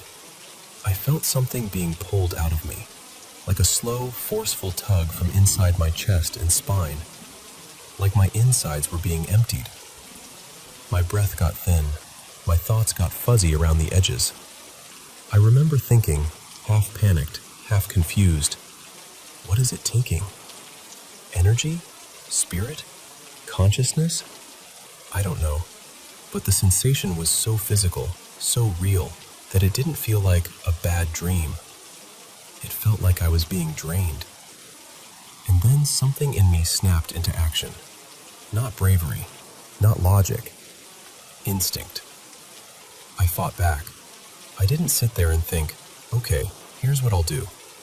It was immediate, like pulling your hand away from a hot stove. I pushed with my mind the way you push with muscles. I gathered everything I had, every ounce of will, focus, stubbornness, and shoved it back toward myself like I was yanking a door shut. And I swear to you, it felt like a struggle. Not like punching or wrestling, but like two forces pulling on the same rope, and the rope was me, my whole being. There was pressure, resistance, a tug of war happening in a place that wasn't exactly the room, but wasn't exactly my imagination either. I remember one clear thought, almost like a growl. No, you don't get to have that. And I pushed harder, like I poured my entire self into one final surge. And then it stopped. Not gradually, not fading, just gone. Like I'd wrenched something back and the figure had lost its grip. And right after that, I woke up. But here's what's strange. I didn't wake up screaming. I didn't bolt upright. I just opened my eyes, calmly, like someone had flipped a switch. Only, I felt wrong. My body was heavy, like my bones were packed with sand. My arms and legs felt drained, and my head felt hollowed out. Not sleepy, not groggy. Exhausted in a way that felt earned, like I'd just run a mile in panic. The room looked normal. The light was the same. The air was the same. But I wasn't. I sat there for a minute, blinking, trying to convince myself it was just a nightmare. But my chest still felt like something had been pulling at it. I stood up and my legs wobbled a little, just enough to make me pause. So I went outside. I remember walking down the street and focusing on simple things. The sound of traffic, the wind moving through leaves, the smell of someone's laundry detergent drifting from a balcony. I kept breathing in, like I was trying to refill myself. It took a while, maybe 40 minutes, maybe longer, before I felt even halfway normal again. And the part that still messes with me is this. That was it. No repeats. No ever since then. No pattern. No follow-up.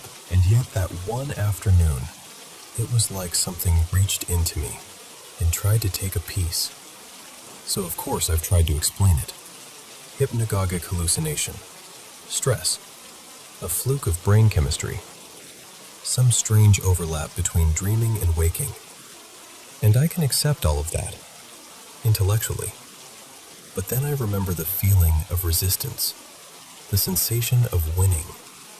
The way it didn't just fade, it retreated, like it met something in me it didn't expect. And I don't know. Part of me still believes that day wasn't just a dream. Part of me believes I pushed something away, something invisible that tried its luck, and when I fought back, it decided I wasn't worth the effort. Maybe it was nothing. Or maybe, for one quiet afternoon, I really did face something I can't name, and I didn't let it take what was mine.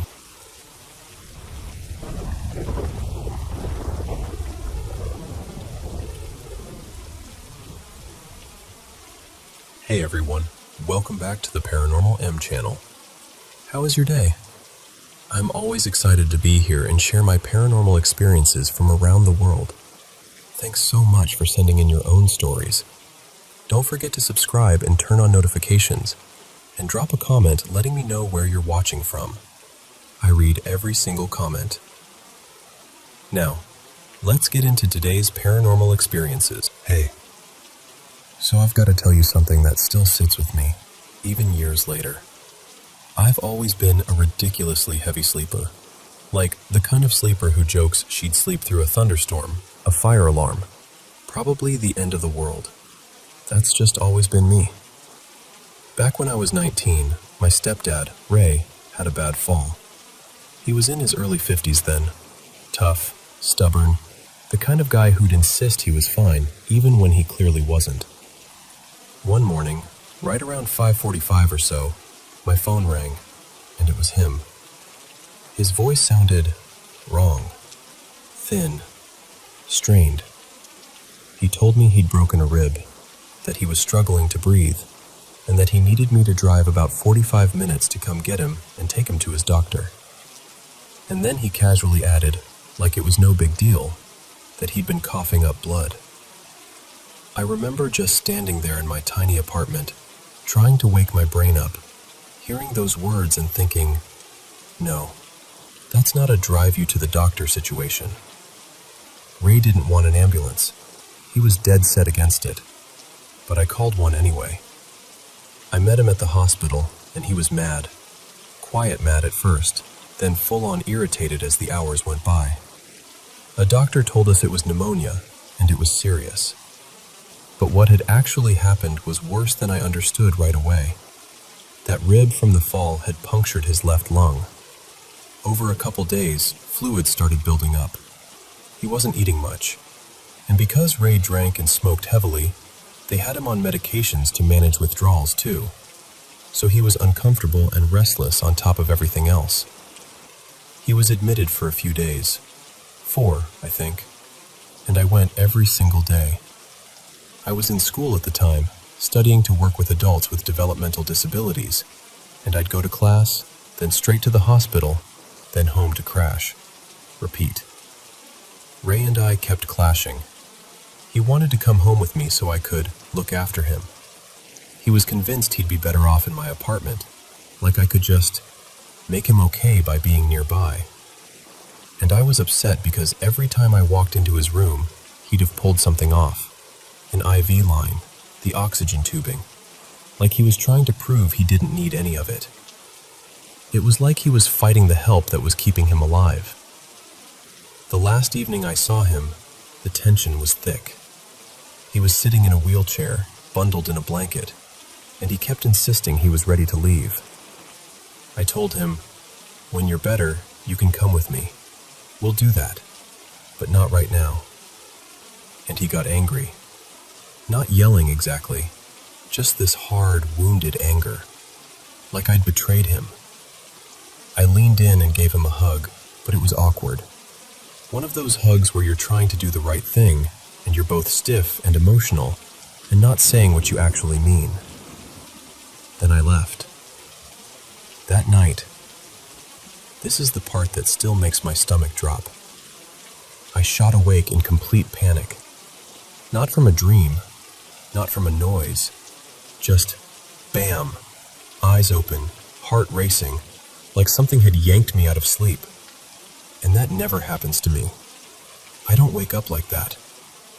I'm the person who sleeps through everything. I stared at my clock. I remember it so clearly because the red numbers looked almost sharp in the dark. 3:17 a.m. I even thought, why am I awake? But I didn't hear anything. The apartment was quiet. So I just laid back down and eventually fell asleep again. I still think about those 2 officers sometimes. Like, what is it like to walk up to a stranger's door and deliver a sentence that changes their entire life? How do you do that and then go on with your day? Ray didn't have anyone else. I was his only next of kin. So later that afternoon, I went to the hospital to collect his things. I was barely functioning, just moving because I had to. I spoke with the attending doctor, and he explained that Ray had aspirated in the night, that something had gone into his airway, and it led to aspiration pneumonia. And then he said the official time of death. He looked down at the paperwork and read it out. 3:17 a.m. And I remember feeling this strange, cold wave move through me. Not dramatic, not movie-like, just this quiet shock. Because my brain immediately snapped back to the night before, to me waking up out of nowhere, to those red numbers on my clock. It took me a couple days to fully let it land, but once it did, I couldn't shake it. I had woken up at the exact minute he died, and I didn't know it.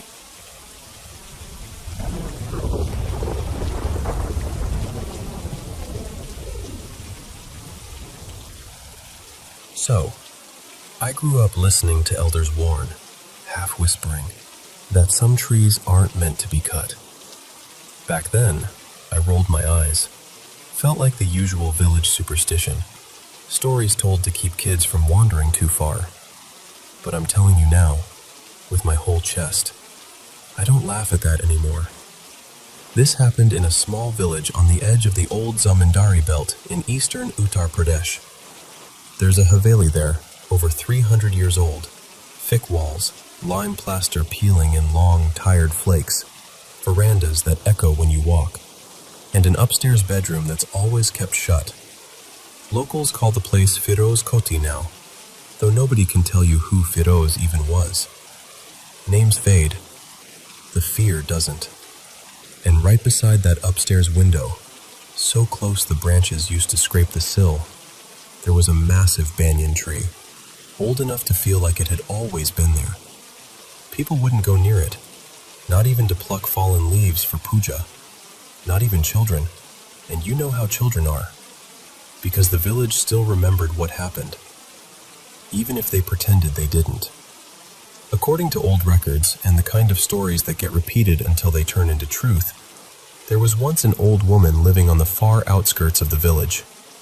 Her name, at least the name people used, was Mai Devki. Widowed. No children. Lived off wild herbs, roots, and whatever grain anyone felt generous enough to toss her. The type of woman people only notice when they need something, and blame when they're scared. If a buffalo recovered when everyone thought it would die, someone would mutter, her doing. If a child's fever broke after days of prayers, again, whispers. And when crops failed, or a young man fell dead without warning, those same whispers came back louder and uglier. They said that on full moon nights, she sat inside the banyan's branches near the haveli, murmuring to herself. They said she chipped pieces of bark with a rusty sickle like she was carving the tree into something private.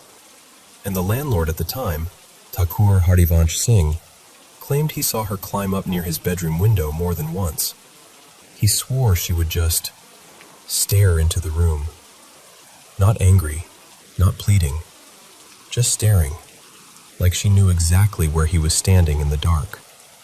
It didn't take much after that. The panchayat called her a dayan. They tied her to a post. Some say it was a neem, some say a wooden pole from the old cattle shed, and beat her until even the men swinging the sticks got tired. And the whole time, she didn't cry, didn't beg, didn't fold her hands. That's the part people still can't forget. When they finally tightened the noose, she screamed only one sentence. Just one, sharp enough to cut through everyone's breath. Mehman aayenge is ghar mein. Guests will come to this house. That very night, Thakur Harivansh Singh died. Not days later, not soon after. That night. At dawn, they found him stiff on his bed. Skin dark, almost charcoal black, like something had burned him from the inside out. No wound marks, no poison taste on his tongue. Nothing. Just the bedroom window wide open, and those banyan branches brushing the sill like fingers. After that, they locked the room. For years. Some say for decades. Nobody slept there. Nobody even dusted it. The haveli kept aging around that door like it was trying to seal the memory in. Now jump forward, almost 60 years. The haveli passed to Harivansh's grandson, Aditya Narayan Singh, educated in Calcutta, city-minded, the kind of man who corrected people's Hindi and hated being told what not to do. And he didn't like the banyan. It blocked light, he said. Dropped too many leaves. Made the walls damp. It's just a tree, he told everyone, waving off warnings like flies. Around the same time, the village decided to expand the temple, and for that, they had to move some old graves. One of them, people said, was my Devki's. When they opened the burial site, it was empty.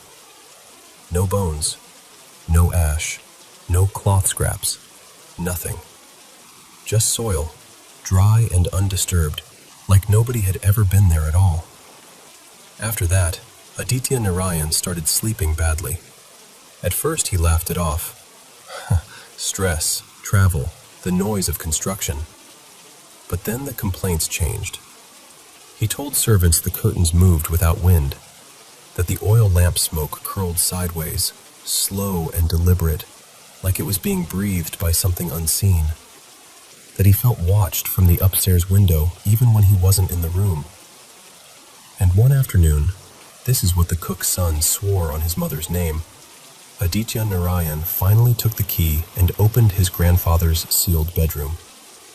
The smell that came out was old, not dusty old, something heavier. And the banyan outside, it looked taller than before, closer, like it had leaned in over the years to listen. There was something else too, a hollow in the trunk, deep enough to swallow a man's shadow. That evening, a retired schoolteacher came to meet Aditya Narayan. The man carried a bundle of handwritten notes, pages yellowed and brittle, passed down through his family. His grandfather had been the village pundit when my Devki was hanged. The teacher didn't sit comfortably. He kept glancing at the window while speaking, like he expected it to knock back. He opened the notes and showed Aditya Narayan a line underlined again and again, so hard the ink had dented the paper. Is vriksh ko kat do. Cut this tree down. Aditya Narayan laughed, actually laughed, and to show how fearless he was, he picked up an old religious book lying in the room, flipped it open at random, and read the first line his eyes landed on. His face changed as he read. The line said, Pratah kal tum mujhe na paoge. By morning, you will not find me. He smiled like he didn't care, but his fingers tightened on the page. That night, servants heard a sound upstairs, like something heavy hitting the floor. Not a scream, not footsteps, just one thick, final thud. Before sunrise, they found Aditya Narayan dead on the bed. Skin darkened, body twisted, mouth slightly open like he'd tried to breathe and couldn't. No signs of struggle, just the window open again, and the banyan branches brushing the sill. That was when the village finally stopped debating. They called woodcutters the same morning, men with axes and ropes, the sort who brag about bringing down trees older than their grandfathers. The first few strikes sounded normal, wood cracking, bark splitting. Then the trunk shuddered. Not like a tree shaking, like something inside had kicked. When they finally broke into the hollow, something fell out, then another, then many. Creatures, gray, hairy, the size of big dogs, poured out screaming. And I swear, the men who saw them later couldn't even agree on what they looked like, because fear scrambles details. Some said they had too many legs. Some said they moved like spiders, fast and wrong. Some said they had faces that looked almost human until you stared too long. People ran. Someone swung a lathi. Someone screamed to burn it. The tree caught fire, flames rushing up like it had been waiting to ignite. When the smoke cleared and the trunk was finally cracked open and blackened, they found bones inside, human bones, and the small, collapsed skeleton of an old woman, curled like she'd been folded into the hollow and sealed there, but the spot it stood on stayed dead. Even now, nothing grows there. Not grass, not weeds, not even those stubborn little plants that come up through brick cracks. And villagers still say that on full moon nights, if you stand quietly behind the locked door of that upstairs bedroom, you'll hear it. A soft knock from the outside of the window, not loud, not angry, patient, like a guest who has arrived and has all the time in the world to be let in.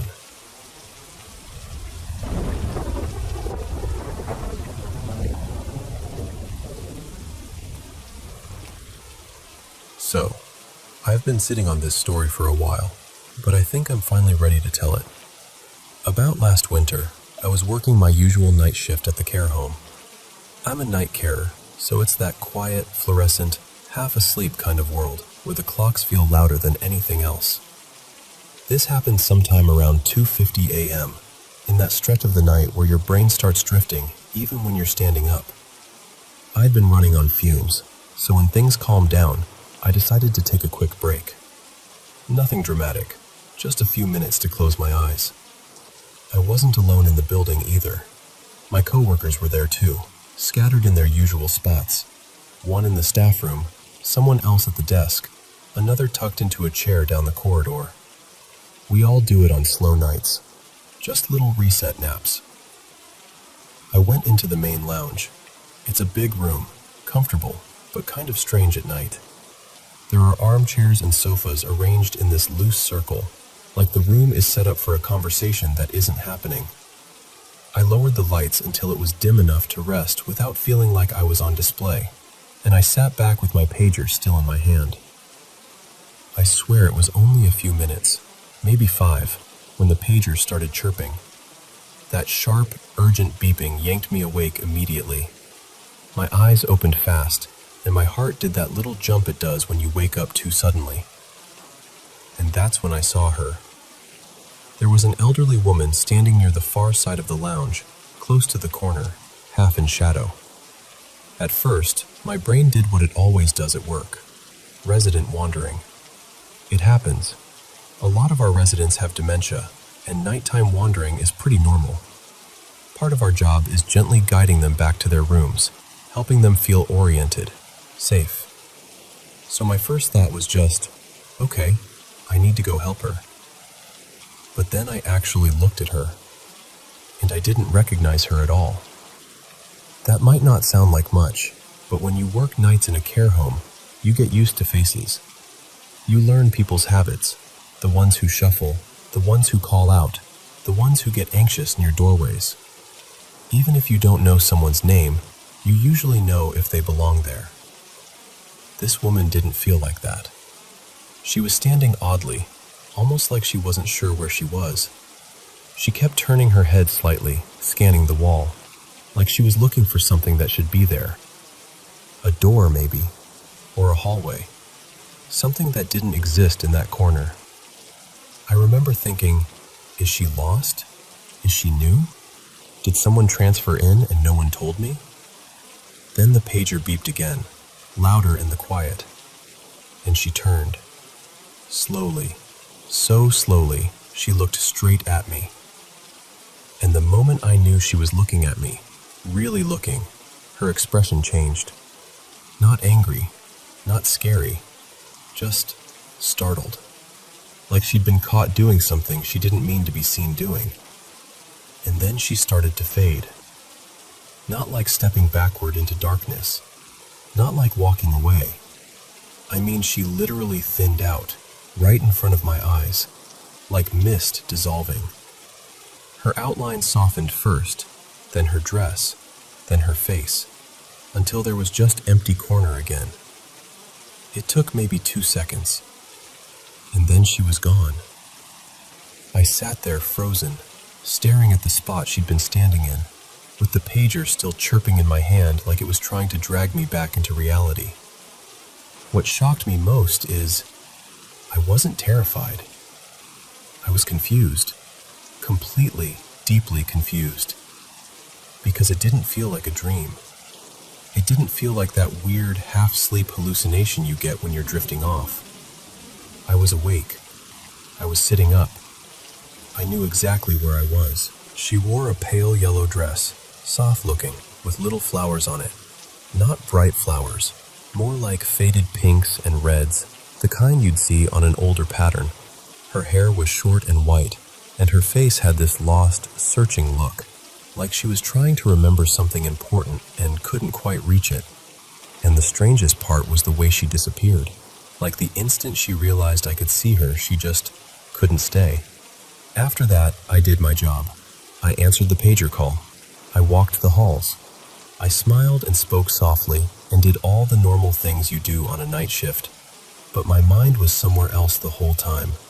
When the shift ended, I went home and did what anyone does when they don't know what they just saw. I searched online, hoping the internet would hand me a neat explanation. Mostly I found stuff about sleep paralysis, and I know what that is. This wasn't that. I wasn't stuck. I wasn't dreaming. I wasn't paralyzed. I was awake, and I watched her fade like someone dimming a light. A few nights later, I finally brought it up to some colleagues, carefully, like I was testing the waters. I didn't want to sound dramatic, but instead of laughing, they got quiet. One of them, Maya, told me she'd heard the sound of a chair scraping across the floor inside one of the rooms that was locked and empty. She said she even checked the door twice, convinced someone had to be in there, but it was sealed and unoccupied. Another coworker, Jessa, said she'd heard knocking, clear, deliberate knocks, from inside a different room that was also locked and unused that night. Not pipes, not settling, knocking. And then Rowan, who is not the type to spook easily, told me about hearing footsteps in the hallway when everyone was asleep and all the residents were accounted for. Heavy footsteps, pacing behind him. He said he got that awful sensation of being followed, and it got so intense he walked straight into the office, shut the door, and stayed there until the feeling passed. Listening to them made my skin prickle, but in a weird way, it also made me feel less alone. Like, okay, so it's not just me. I still don't know what I saw that night in the lounge. I don't have a clean explanation. I can't prove anything. All I know is that in that quiet, dim room, pager in my hand, nearly 3 a.m., I saw a woman I didn't recognize, searching for something that wasn't there. And the moment she realized I could see her, she vanished.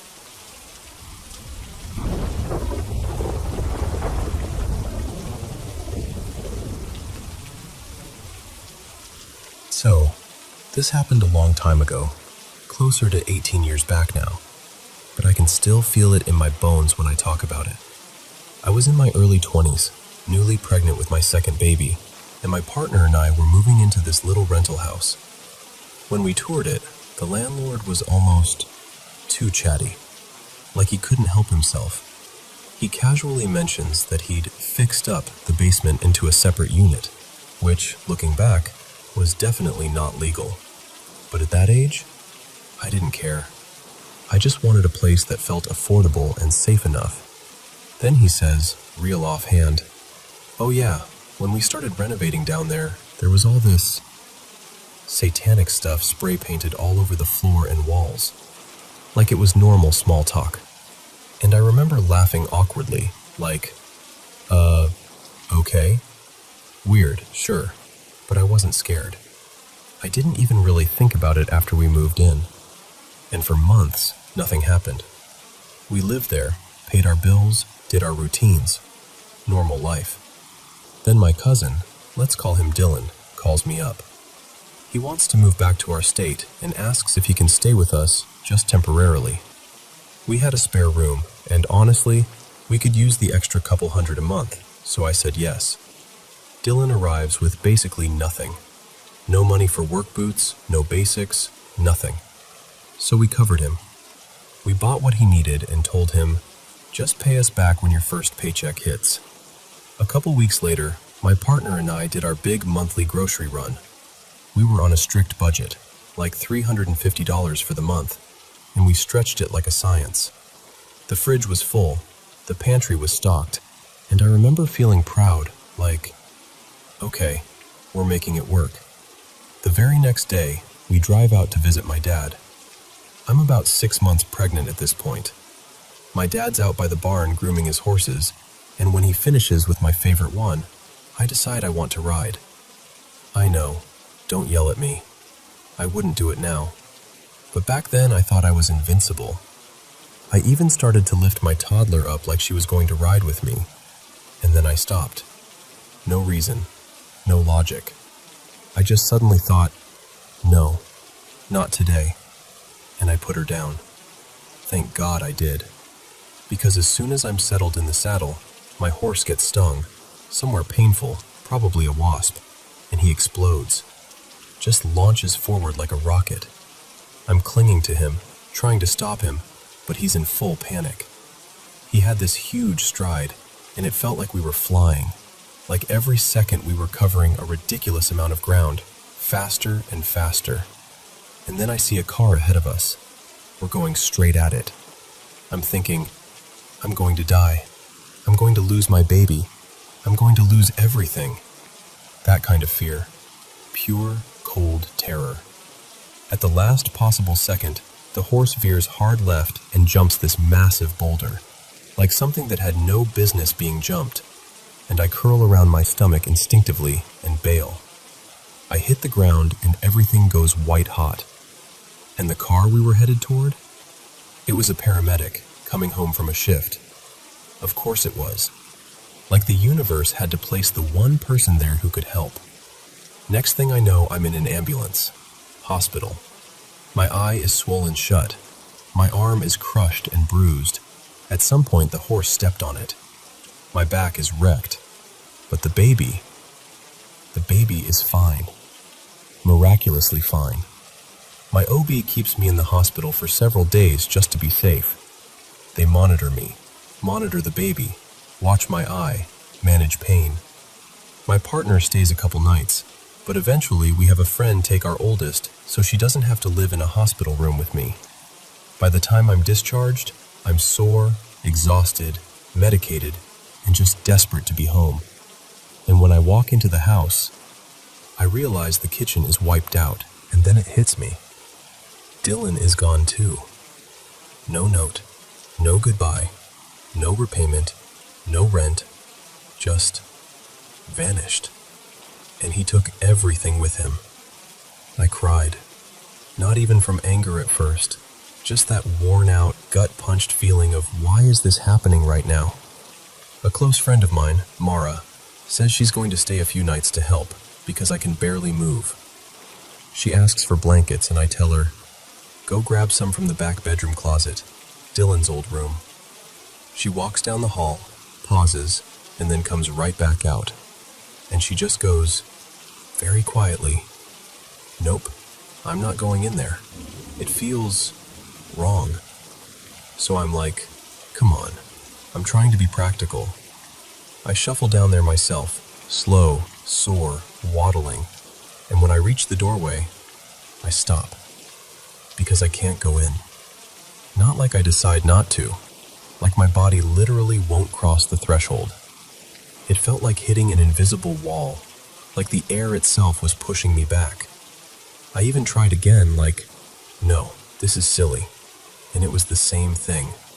A barrier, right in the doorway. My stomach drops. I back away, and I tell Mara she can just sleep in my room with me. The next day, I try again. This time, I can step into the room.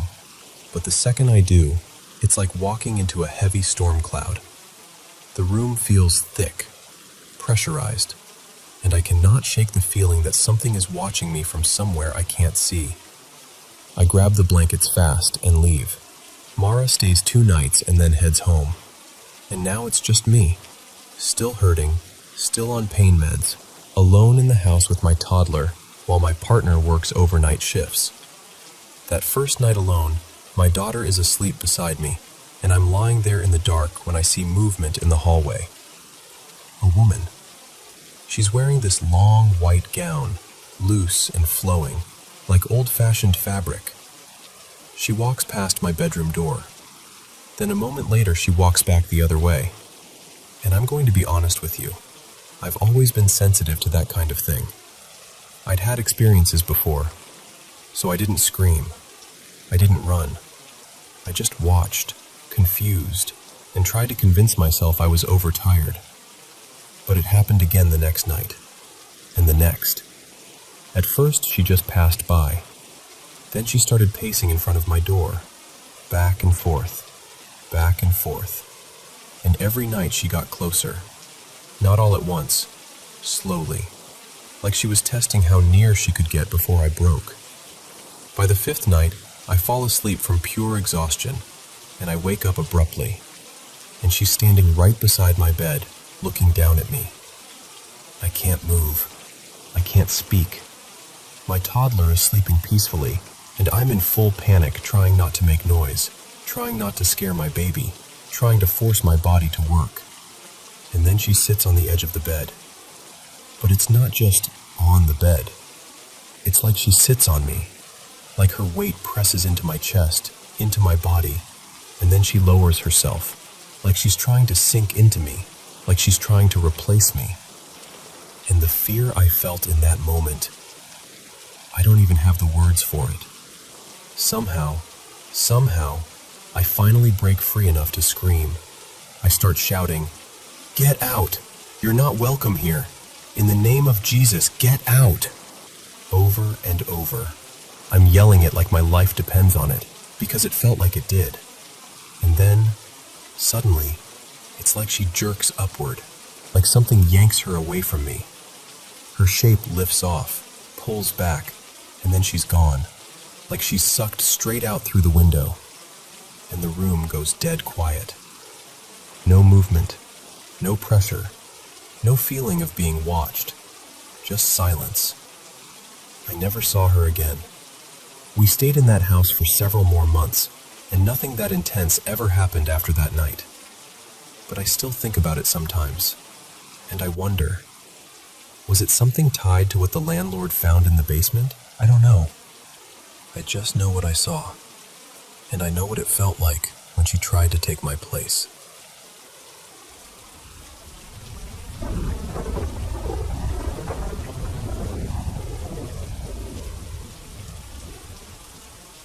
So, this story starts with a pretty consistent theme in my life.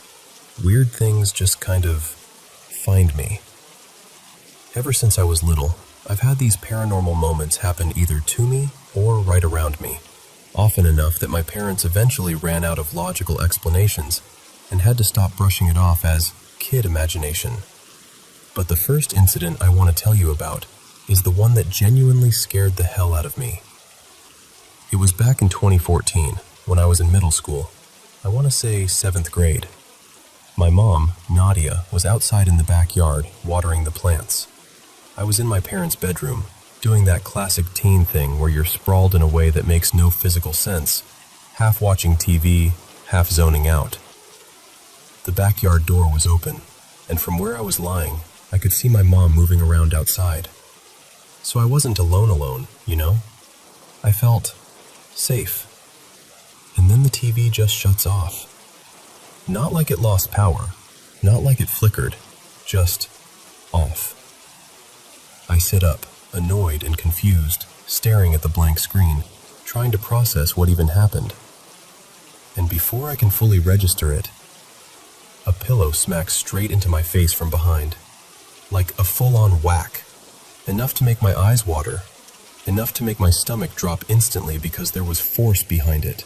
I whip around, heart hammering, ready to yell at someone, ready to blame a cousin, ready to blame literally anybody. And there's no one. No one in the room. No one in the hallway. Just me and the quiet and this nasty little cold feeling crawling up the back of my neck. I didn't even think. I just bolted outside to my mom, tripping over my words, talking too fast, like I needed her to anchor me back to reality. She came inside with me to check everything, still skeptical but clearly spooked by how panicked I was. And that's when we found the two things that made my skin go tight. First, the TV wasn't just turned off. The power switch behind it, the actual main switch, had been flipped off. And second, the pillow that hit me wasn't from that room. It was mine, from my bedroom, down the hallway. I remember standing there staring at it like my brain refused to accept what it meant. Because if it didn't fly in by itself, who carried it? And why did it hit me like someone had a target? And the thing is, it didn't stop there. The second incident wasn't even a single event. It became a pattern. Same house, same year. Almost every night, sometimes super late, sometimes in that gray early morning time when the house is still asleep, I would hear footsteps. Real footsteps. They always started inside my bathroom, not outside the door, not from down the hall, from inside my bathroom, like someone was standing in there and decided to step out. I'd hear the first foot hit the tile, then another. Then they'd cross the threshold into the hallway and walk straight toward my parents' room. No shuffling, no running, no hesitation, just steady, confident steps, like whoever it was belonged there. And what messed me up wasn't just that it happened, it was how normal it sounded, like a person, like weight and intent. One night, the footsteps were so loud that my mom actually woke up and sat straight up in bed, totally convinced someone had broken into the house. She even got my dad up, and for a while they were checking doors and windows, moving around with that alert energy people get when they're sure they heard something. There was a handprint on one of the living room windows, not like smudged dirt, not like a kid pressing their hand against the glass for fun. A full handprint that looked burned in, almost. We tried wiping it from the inside. Nothing. Tried wiping it from the outside. Nothing. And the size, the shape, it didn't match mine. It didn't match my parents'. It just stayed there like a signature, like something saying, "Yeah, I'm here." After that, my parents didn't argue with me anymore, because my mom had seen enough herself. She was there for the TV and the pillow. She'd heard the footsteps too. So when I finally told them everything, all the little details I'd been holding in, it wasn't a debate.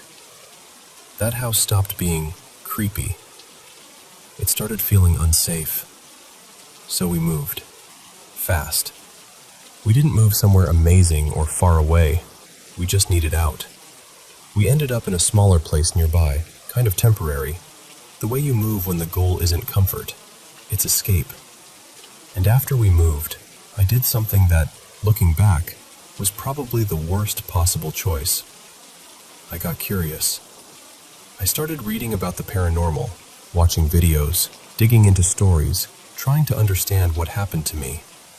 And I was young, so I didn't really respect boundaries or protection, or any of the "don't mess with this" warnings people always throw around. I treated it like a mystery I could solve. Then I turned 18 and started college, and everything escalated.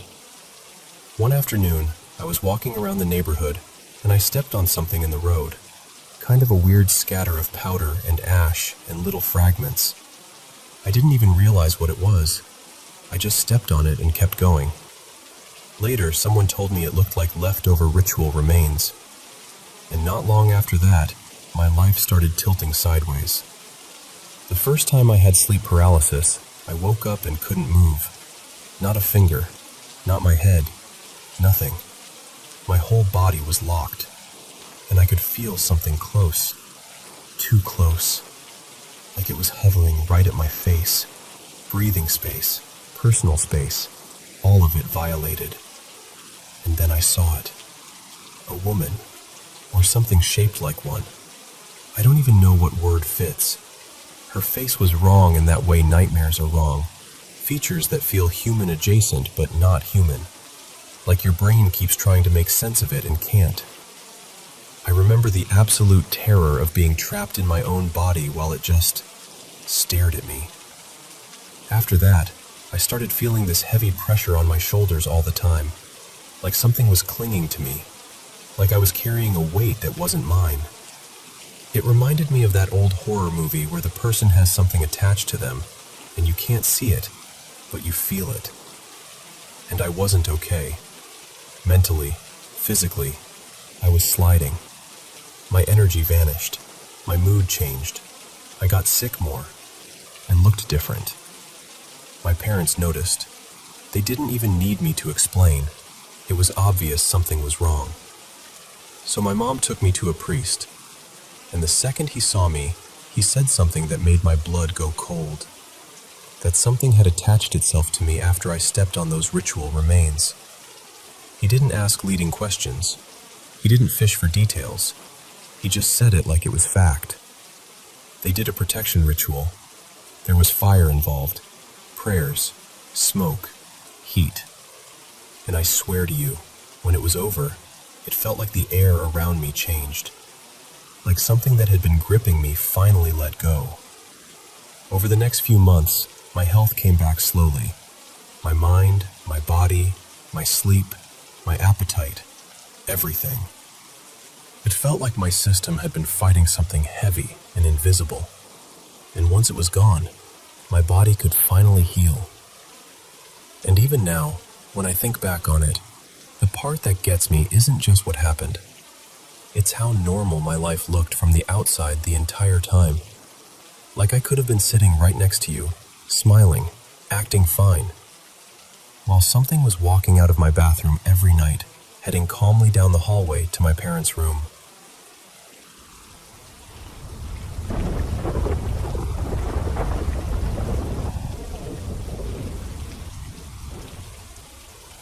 Okay, so I want to tell you something that still sits heavy on my heart, even now. I was really close with my stepdad. His name was Ray, and he'd been in my life since I was about 12. He wasn't perfect. He drank too much, and when he was drinking, it was hard to be around him. It wasn't just annoying, it was painful, because I knew how good he could be when he was sober. And when he was sober, he was gentle. Funny in that dry dad joke way. The kind of guy who'd quietly fix something in the house without saying a word, then act like it was no big deal. But the drinking? It came in waves. He'd stop for a while, then slip back into it. Over and over. And he'd already built up a lot of health problems from it. Real, scary ones. I remember hearing that his doctor told him something like, "The next drink could kill you." And that stuck with me. It wasn't dramatic. It felt like a warning written in stone. Eventually, my mom, Darla, just couldn't do it anymore. She left. Not with some big screaming fight, not like in movies. More like she'd run out of oxygen. Like she'd finally realized she couldn't keep holding her breath forever. About a week after she moved out, I was working a night shift at this little place. I worked as a server back then, and my husband Eli stopped by to bring me food. While I'm eating, Ray calls, but he calls Eli's phone. And Eli answers, and he gives me this look. You know that look? The one that says, "He's been drinking." Ray wanted to talk to me. He wanted me. And I remember my stomach tightening because I loved him, but I hated talking to him when he'd been drinking. I didn't want to argue. Didn't want to get pulled into the sadness and the slurred apologies and the circular conversations. So I told Eli, "Tell him I'm busy. Tell him I'll call tomorrow." And that's the part that hurts the most, because tomorrow didn't come. The next day I'm back at work, and my mom calls me crying. Like that kind of crying where you can barely understand the words. And she tells me, "Ray died the night before." I don't even remember how I got through the rest of that day. I just remember this cold, sinking feeling, like I dropped something fragile and watched it shatter in slow motion. Because the last time he reached out, I didn't pick up. I didn't speak to him. I told myself I'd do it later. And I've lived with that regret. Not every second of every day, but it's there. Like a bruise you don't see until you bump it. Now here's where it gets strange. About a week later, Darla was cleaning out the house, and she offered me their old couch. Honestly, it was a really nice couch.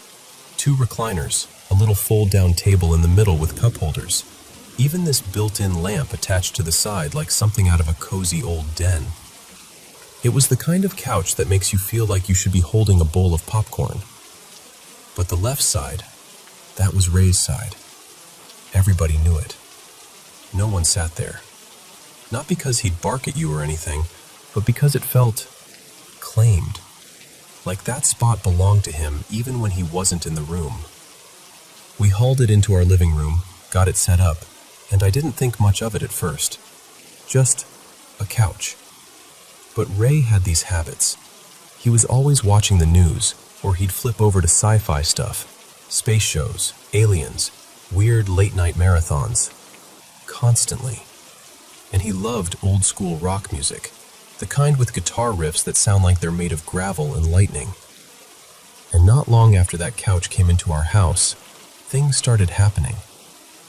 And I know what you're thinking. Maybe we bumped the remote. Maybe the TV glitched. I tried to explain it away too. But then one afternoon, I'm standing right in front of his side of the couch, folding laundry. And I swear to you, I swear, the recliner on that left side slowly popped out by itself. Like someone leaned back and kicked the footrest out. No one was sitting there. No one was even near it. I froze. My hands were still holding a shirt, and I just stared at the couch like it had teeth. After that, it escalated. Doors would close on their own. Nothing dramatic, just shut, when you knew you hadn't touched them. And one day I came home and our stereo was on, playing the kind of rock music Ray used to blast when he was in a decent mood. Not softly either, like someone wanted it heard. And the weirdest part is, it wasn't a one-time thing. It felt constant. Like almost every day something would happen. Something small but pointed, like a signature. It didn't feel evil. It didn't feel threatening. It felt familiar. Like the house was doing Ray things. News, sci-fi, rock music, his recliner. And I started thinking, late at night, about that last phone call. About me saying, "Tell him I'll call tomorrow." And I wondered, what if this was his way of showing up anyway? What if he didn't know how to leave? Or maybe he did know, and this was the only way he could say, "I'm still here. I'm still me." Eventually, when we moved, we got rid of the couch. And just like that, it stopped. No more channel changes. No more music. No recliner moving on its own. Just normal. And I don't know how to prove any of it. I don't know how to make it make sense on paper. I just know what it felt like living through it. It felt like he was still sitting in his spot, doing what he always did. Watching the news, flipping to sci-fi, turning up the music, like he hadn't realized he was gone. And sometimes, I'll be honest, a part of me hopes that's true. Because if he was there, even for a little while, then maybe he also knew I loved him, even if I didn't answer that last time.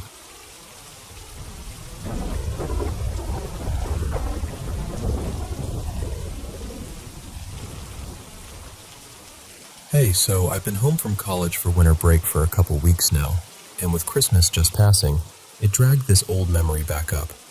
I've been sitting with it for days, and I figured I'd tell you the whole thing the way I remember it, because I honestly still don't know what to make of it. Okay, first, quick layout of the house so you can actually picture this. In our living room, there's this couch against the back wall, and the TV sits across from it on the opposite wall. Off to the left side of the living room, there's a hallway. Going down that hallway in order. First, there's a bathroom on the right, then my room on the left, and across from mine is my parents' room on the right. At the very end of the hall, there's my stepdad Marcus's little office on the left. Now, this happened when I was younger. I'm 20 now, and I think I was around 13 when the first thing happened. It had to be around Christmas because the couch had been scooted over so the tree could fit on the right side of it. That matters, because from where I was sitting, I had a straight, clear view down the entire hallway. My family has this routine where we watch a movie together almost every night. We've done it forever. That night, it was late. The living room was completely dark except for the TV glow and the Christmas tree lights. Everyone was watching the movie like normal, and I was fine. until I wasn't. You know that feeling when you suddenly get the sense someone's staring at you? That. I remember turning my head a little, checking the room, half expecting one of my parents to be looking at me for some reason. But my mom and Marcus were both locked in on the movie, not paying attention to me at all. And that should have made me feel better, right? But it didn't, because the feeling didn't go away. And then I had this weird, almost automatic urge, like my body decided before my brain did, to look down the hallway. So I did. It was really dark, but the kind of dark where once your eyes adjust, you can still make out shapes. And after a second, I realized there was something there. Something was peeking around the corner from my parents' bedroom doorway. Just the edge of it at first, like it was hiding and checking if I was looking. My ears started ringing, like that high, thin sound you get when your blood pressure spikes or you stand up too fast. My heart went from normal to sprinting in about 1 second, and I got that awful floaty feeling like I might actually pass out. I've never felt dread like that before. Not fear like, oh no, something scary, but fear like my body was convinced I was about to die. Like if you were alone in the woods and suddenly realize there's a massive animal right in front of you, and you don't have anything to protect yourself. That kind of helpless, panicked certainty. And I couldn't even see details. That's what messes with me. It wasn't like I saw a face or clothes or anything obvious. It was just tall, completely black, a shape that didn't reflect any of the light. And the worst part? I knew it was looking directly at me. I knew it like you can feel someone's eyes on you without turning around. Then, after what felt like way too long, it slowly rose up to its full height. And I remember thinking, very clearly, that is not a person. Not in a dramatic way. Not like I was trying to hype myself up. It was just this instant, cold certainty that whatever it wasn't natural. And I swear, I sat there staring at the now empty hallway like my brain had crashed. Like I couldn't process what I just watched. It might have been a full minute or two before I snapped back into reality. Now, I need to explain something before I tell you what happened next. My relationship with my parents wasn't great. Still isn't, honestly. Growing up, it always felt like if I said the wrong thing, it would turn into a lecture or an argument, or I'd get in trouble for being dramatic. So I didn't just speak up about stuff unless I was absolutely, completely sure. And I was sure. So I paused the movie and, as calmly as I could manage, I said, "Marcus, there's someone in the house."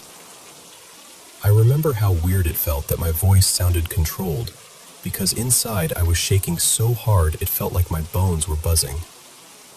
Marcus immediately stood up, flipped the lights on, and ran down the hallway. I could see the light in his office flick on, and I held my breath waiting for anything. A shout, a scuffle, something crashing. Just some proof that this was real. But it was silent. Completely. Then his office light turned off, and he walked back into the living room. And he just looked at me, like he was studying my face. Like he was trying to decide if I was messing with him, or if something was wrong with me. And he said, "There's nobody back there." That made no sense. It made zero sense, because I watched it go in there, and there's no window in that office. There wasn't anywhere to go. It's a small room. If something went in, it should have still been in there. But he didn't find anything. He didn't hear anything. Nothing. And somehow, we finished the movie after that. Like, the night just kept going. My parents were kind of quiet, kind of watchful, and I was sitting there feeling like a live wire, trying not to cry, trying not to shake, trying not to throw up. Later, when I went to bed, I couldn't fall asleep. Every little sound felt huge. Eventually, I started drifting off. And then I heard footsteps. They were in the hallway, coming from the living room direction, moving toward my room. At that point in my life, Marcus had this habit of checking on me at night sometimes, like opening my door to make sure I was asleep, which always freaked me out, but it wasn't unheard of. So when I heard the footsteps coming closer, I assumed it was him. I lay there, staring at my door, waiting for the handle to turn. The footsteps stopped right outside my door. Then there was this soft tapping against the wood, like someone lightly knocking, but not in a normal pattern. More like testing. 3 taps. A couple taps. And then the footsteps started again, but not away from my room. They paced up and down the hallway, passing my door again and again, sometimes slower, sometimes faster, but never coming in, never leaving, just circling. I didn't move. I didn't even want to breathe too loudly.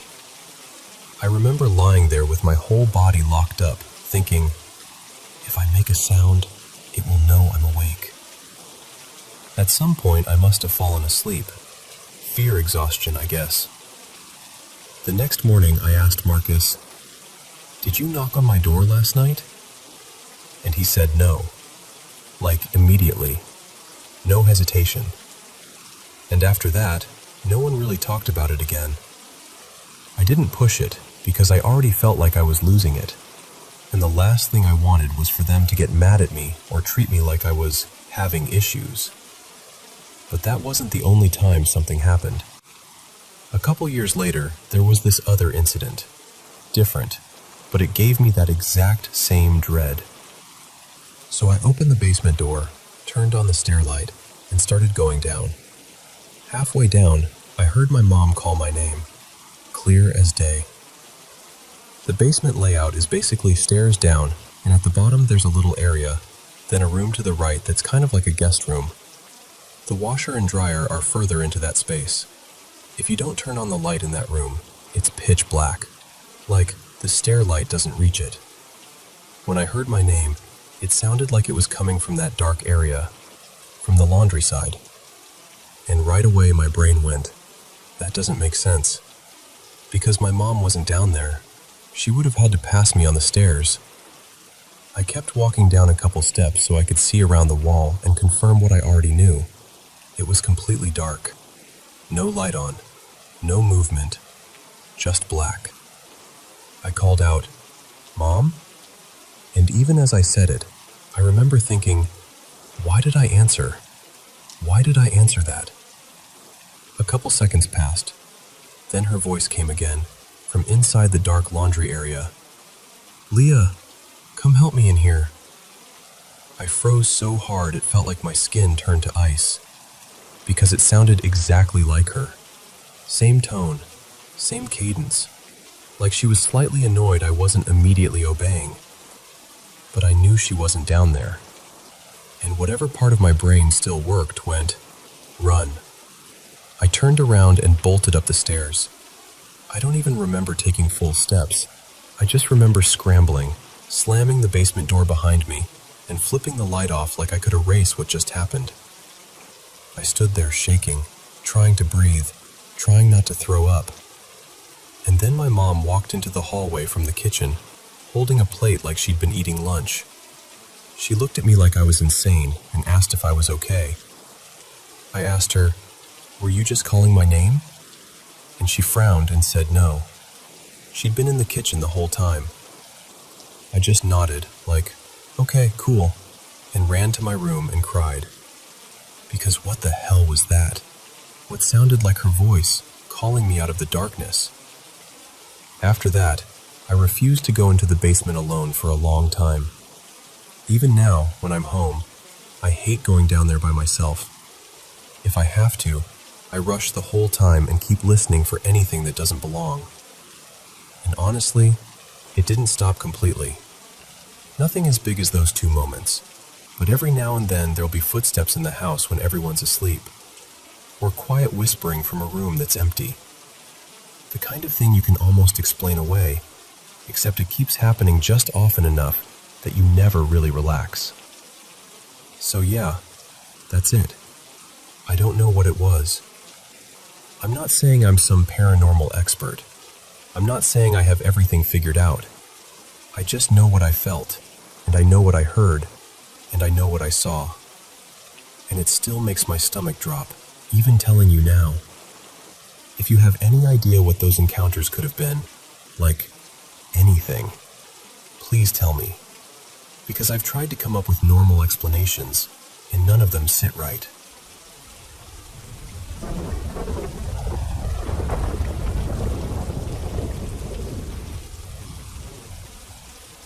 So, let me take you back to when I was about 12, living with my family in Guadalajara.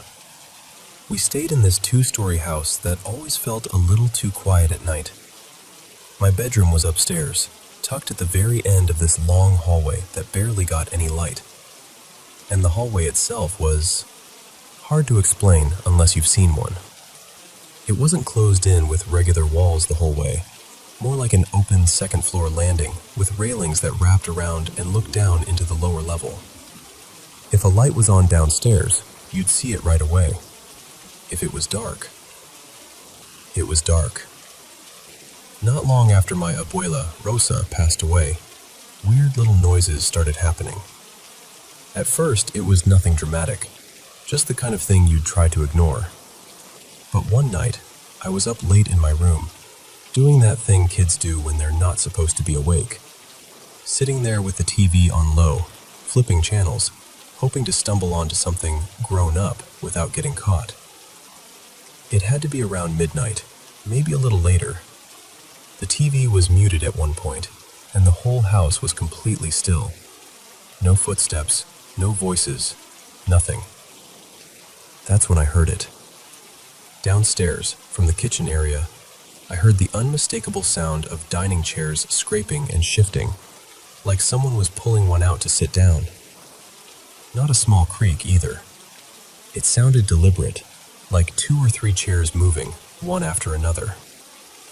My first thought was, okay, maybe it's Dad grabbing water.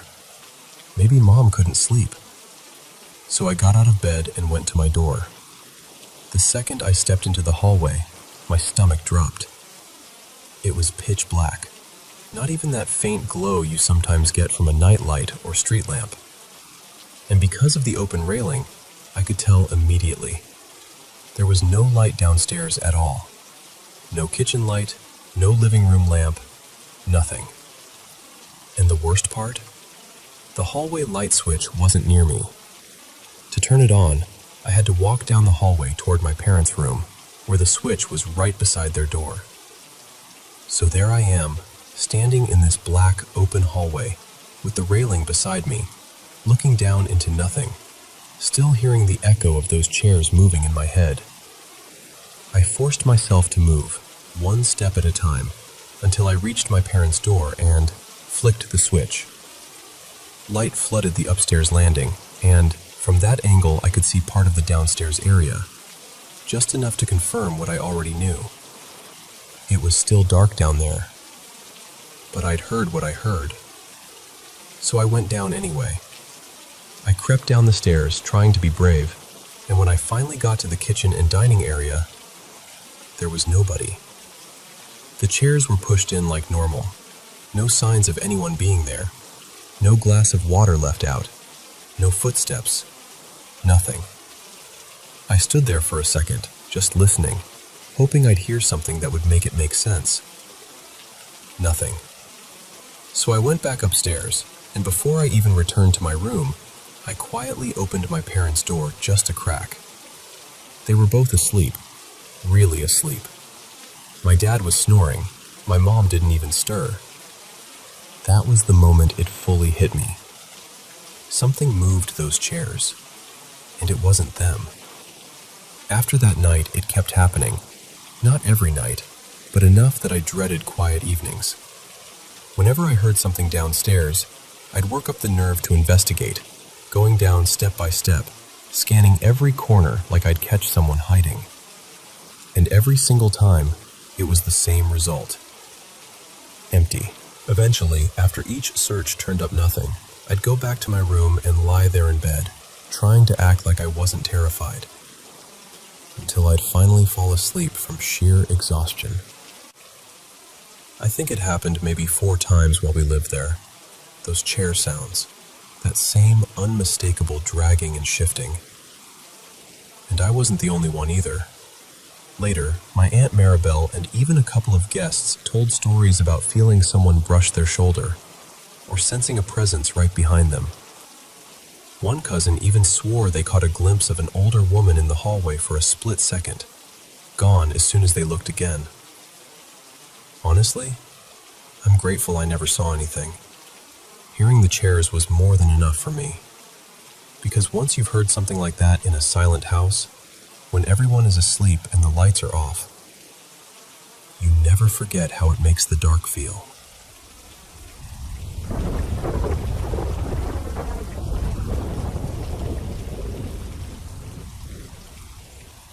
Hey, so this one isn't even mine originally. It was my mom's story, and she told it to us more than once, always with that half-joking voice she used when she was trying not to show she was still freaked out. It happened back in the late 90s, when we still lived in our old town, the kind of place where everybody knows everybody, and small stores are like little community hubs. My mom became close with this woman from a few streets over. I'll call her Mila. Mila and her husband ran a tiny grocery, mostly canned goods, rice, instant noodles, cigarettes, that sort of thing. Her husband, Rico, was in law enforcement, so people treated them like they had their lives together. But they didn't.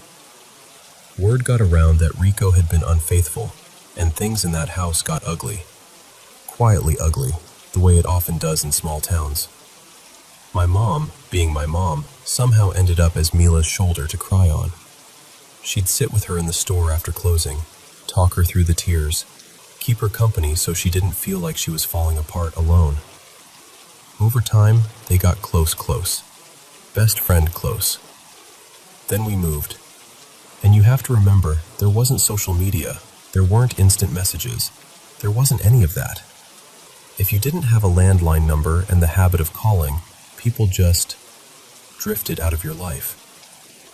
My mom kept meaning to reach out, but days became weeks, and weeks became months. A while after we left, there was a story on the local news. Mila had taken Rico's life, shot him while he was sleeping, and then turned the gun on herself. I remember my mom going silent when she heard it. Not dramatic, just hollow, like the air left the room. Now here's the part that still makes my stomach tighten, even just telling it. One night, my dad wasn't home. It was just my mom and us kids, all piled together upstairs. Our house back then was the kind that tried to breathe, because it was hot all the time. The second floor flooring wasn't solid wood. It was made from bamboo slats, laid side by side, with tiny gaps between them.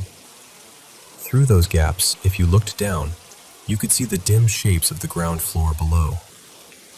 That night, my mom dreamed.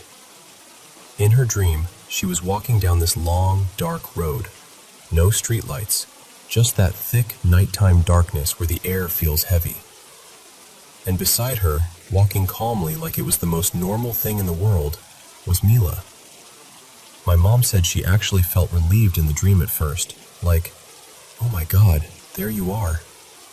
So she asked, "Why are we walking this way? Your house is the other direction." And Mila, without even turning her head, answered, so matter of fact, so simple, "I'm dead. I'm just looking for you." That's all. Just that. My mom said her whole body in the dream went cold. She turned and ran. Not like a movie run either, like a real run. Panic run. Like your legs are moving before you even understand why. She said she ran until she saw our house, threw herself inside, and then she woke up. And for a few seconds, she was relieved. You know that feeling when you wake from a nightmare and your brain is still catching up, and you're like, okay, it was just a dream. She sat up, heart pounding, and thought, I need to go downstairs to the bathroom." Then she glanced down. Not a shadow, not a trick of light. A face. She said it was like someone was standing directly below her, staring straight up through the slats, as if it had followed her home from the dream and was waiting for her to notice. Like it wanted her to know, "I'm here." My mom froze. She didn't scream. She didn't even wake us up. She just grabbed the nearest thing she could reach, and listen, this is the part that makes it somehow scarier and funnier at the same time. Instead of going downstairs, she peed into an old mug she kept by the bed. A coffee mug. Like, nope, bathroom can wait. I will literally choose humiliation over facing whatever is down there. And she told it with this weird laugh, but her eyes always looked serious when she got to that part. Now, years later, people would still talk about that grocery store house. A family moved in at one point, new folks, confident, the type who roll their eyes at ghost stories. I'll change their names too. Let's call them the Dela Cruz family. They'd been told what happened in that house. They didn't care. They said they were religious. They said fear was a choice. All that. One afternoon, their teenage son was alone in the living room watching cartoons. Anime, loud volume, feet up, totally relaxed.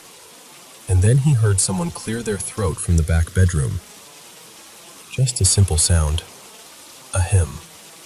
So he looked. And there was a man sitting on the edge of the bed, like he owned it.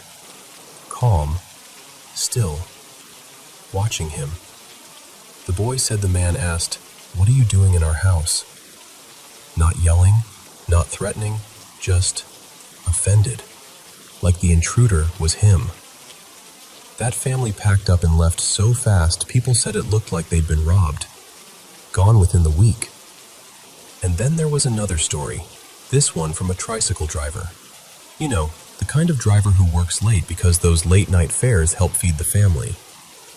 He said he was passing that house around 3 in the morning, when the streets are empty and even the dogs are too tired to bark.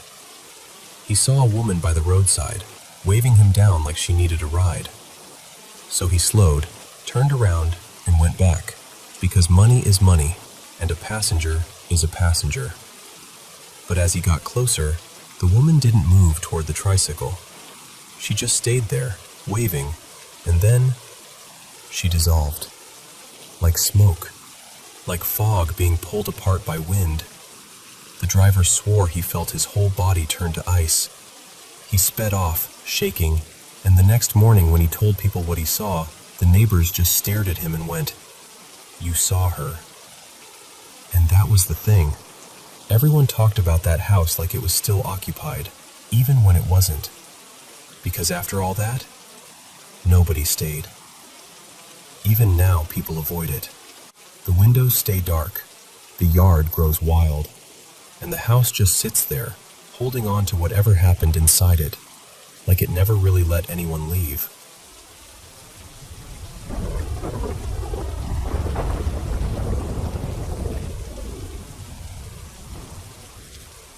So, I need to tell you something that genuinely messed with my head this week.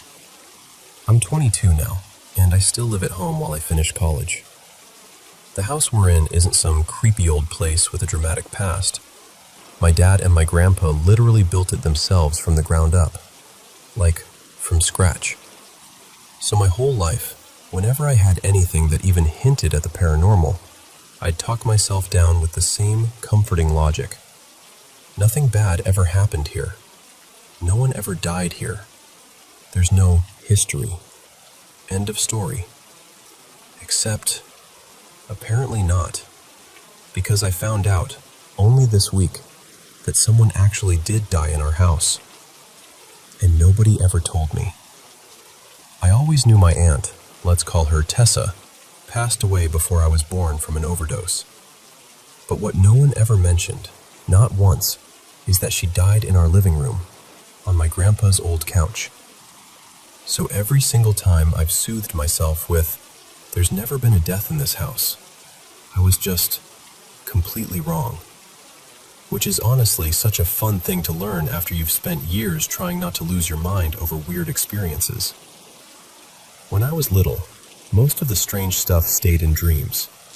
Like, I vividly remember waking up and seeing, clear as day, this knight in shining armor standing in my doorway. And the weird part is, I had this irrational fear of knights as a kid. I can't even explain it. It's one of those childhood things that makes you go, what was going on in my brain?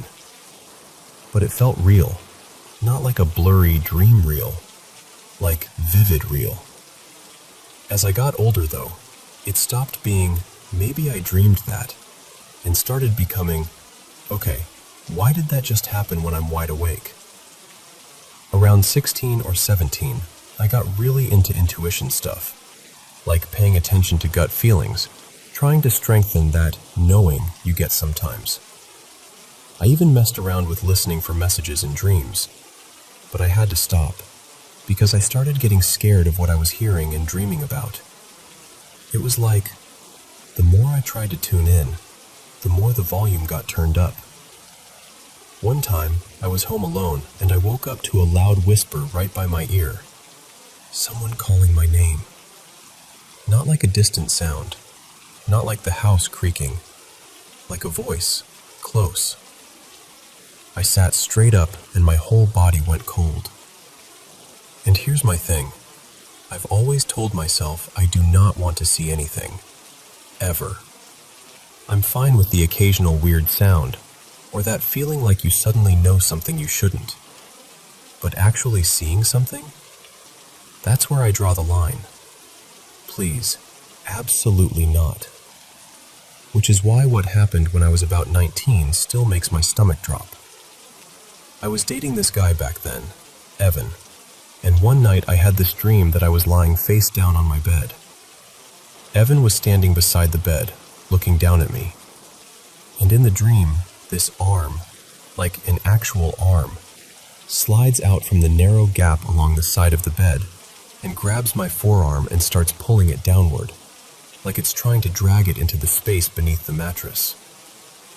It freaked me out so badly that I jolted awake.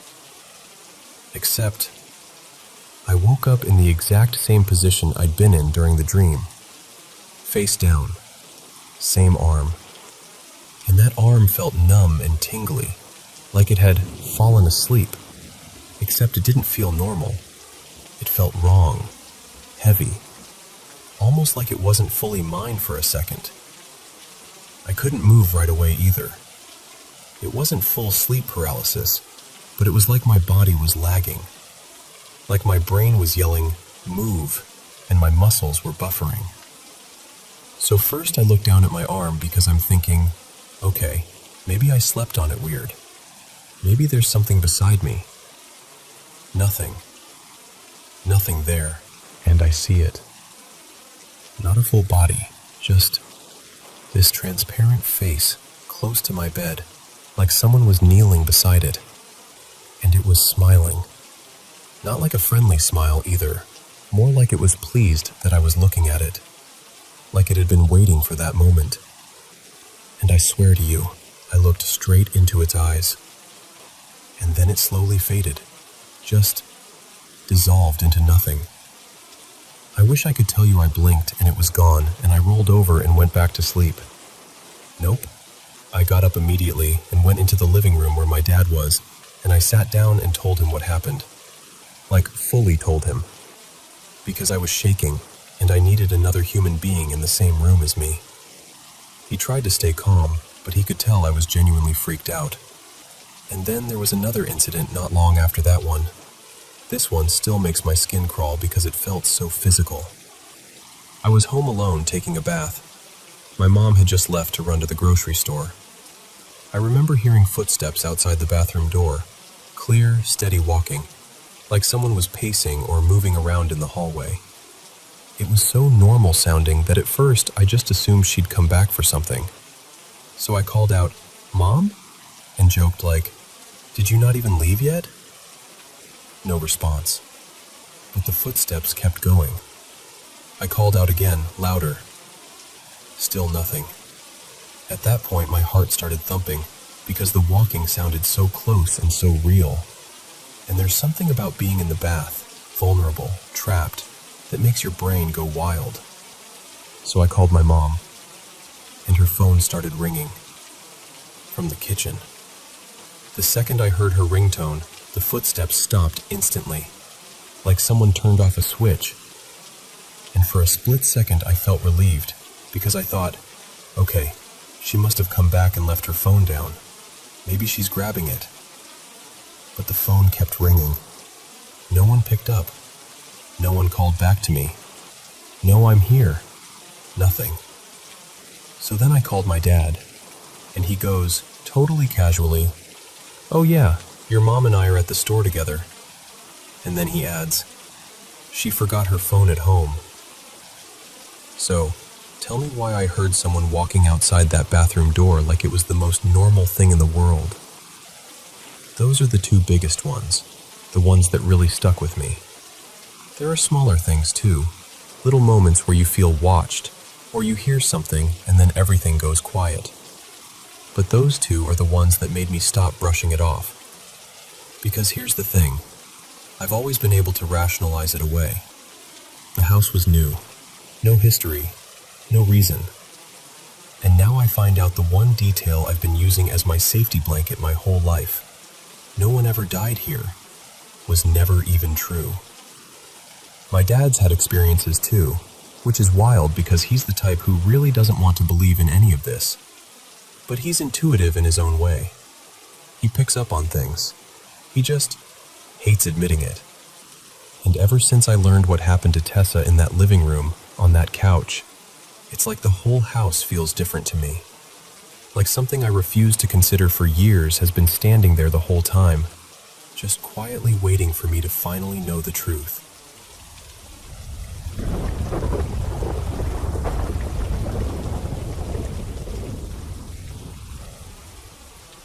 Okay, so this really happened, back in the mid-1960s. At least, that's what my family has sworn by for as long as I can remember. Every morning, my grandfather, Hector, would button up his shirt, kiss my grandmother on the forehead, and head off to work like clockwork. Their kids, 3 of them, would tumble out the door right after, school bags bouncing, arguing over nothing, laughing like kids do. And then the house would go quiet. My grandmother, Lilia, would be alone in that silence for hours. She'd try to keep herself busy, folding laundry, watering plants, listening to the radio low in the background. Normal things. But every afternoon, right around the same time, she'd hear it. From the kitchen. At first it was subtle, like someone was moving around back there. Then it got clearer. The sound of a pan being set down, a cupboard creaking open, utensils clinking together like somebody was rummaging for the right spoon. Even the unmistakable scrape of a plate sliding across the counter. And the strangest part? It sounded like someone was cooking. Not just making noise, cooking. Like a person who knew their way around that kitchen. So she'd call out, "Hello?" and wait. Nothing. Eventually, she'd force herself to step into the doorway, heart thumping, trying to laugh it off like she was being silly. But every single time, the kitchen was empty. No stove on, no food out, no half-open drawers, nothing fallen, nothing disturbed.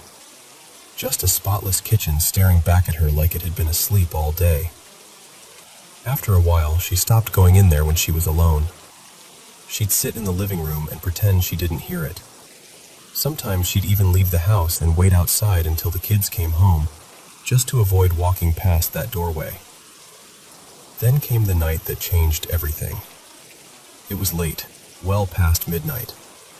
The house was dark, and my grandmother had finally managed to drift off. My grandfather got up quietly, heading down the hall toward the bathroom. And then, this horrible, heavy sound. Not a crash like something dropped. A thud, like a body hitting the floor. My grandmother bolted upright and ran out, calling his name.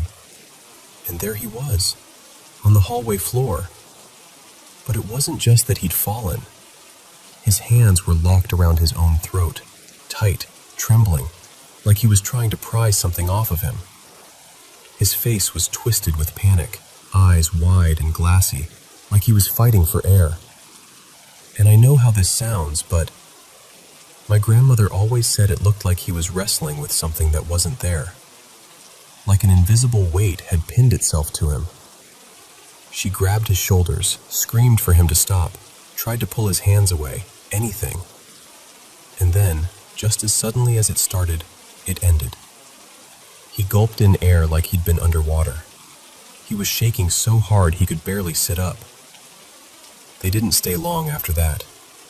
Within a few weeks, maybe a month, they were gone.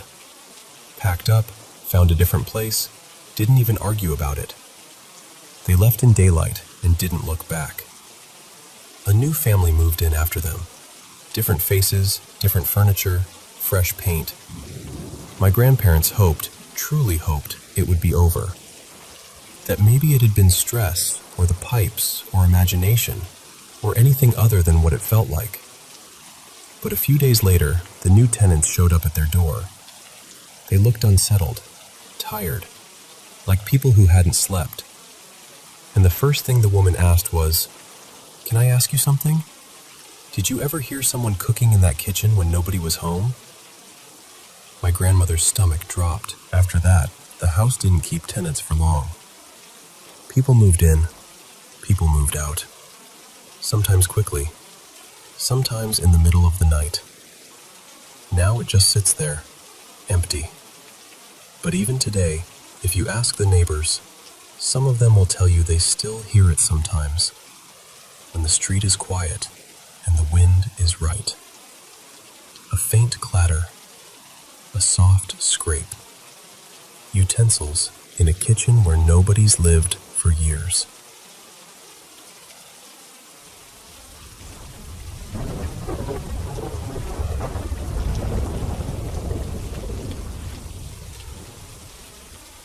All right, thanks for taking the time to hear me out.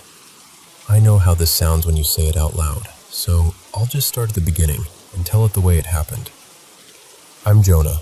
I'm in my early 40s. I did my time in the service, and now I work as a contractor, mostly framing and renovations, that kind of thing. I'm not the ghost story type. I'm a Christian, sure, but I'm not out here looking for signs in the clouds or anything. I bought this place because it was quiet, and it made sense for my kid.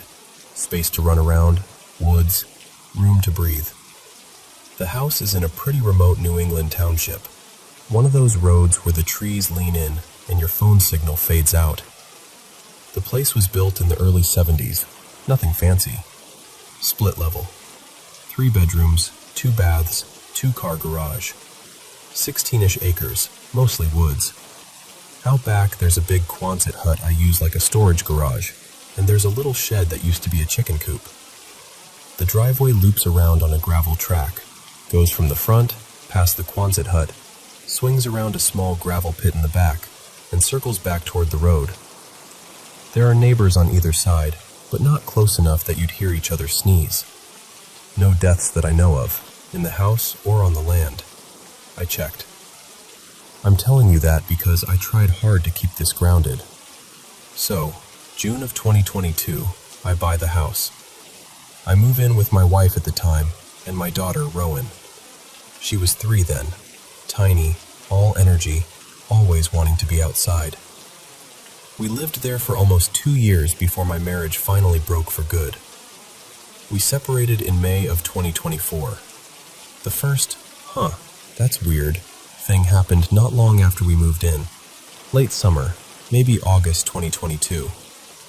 Rowan and I are out by the gravel pit. She loved that spot. She'd beg every evening, "Can we go back there?" Like it was Disneyland. And she points and goes, "Daddy, that wasn't there." There was a hole in the ground, about the size of a basketball. Not dug out like someone scooped it. It looked like the ground caved in. And the thing is, Rowan had been out there constantly. If that hole existed the day before, she would have shown me.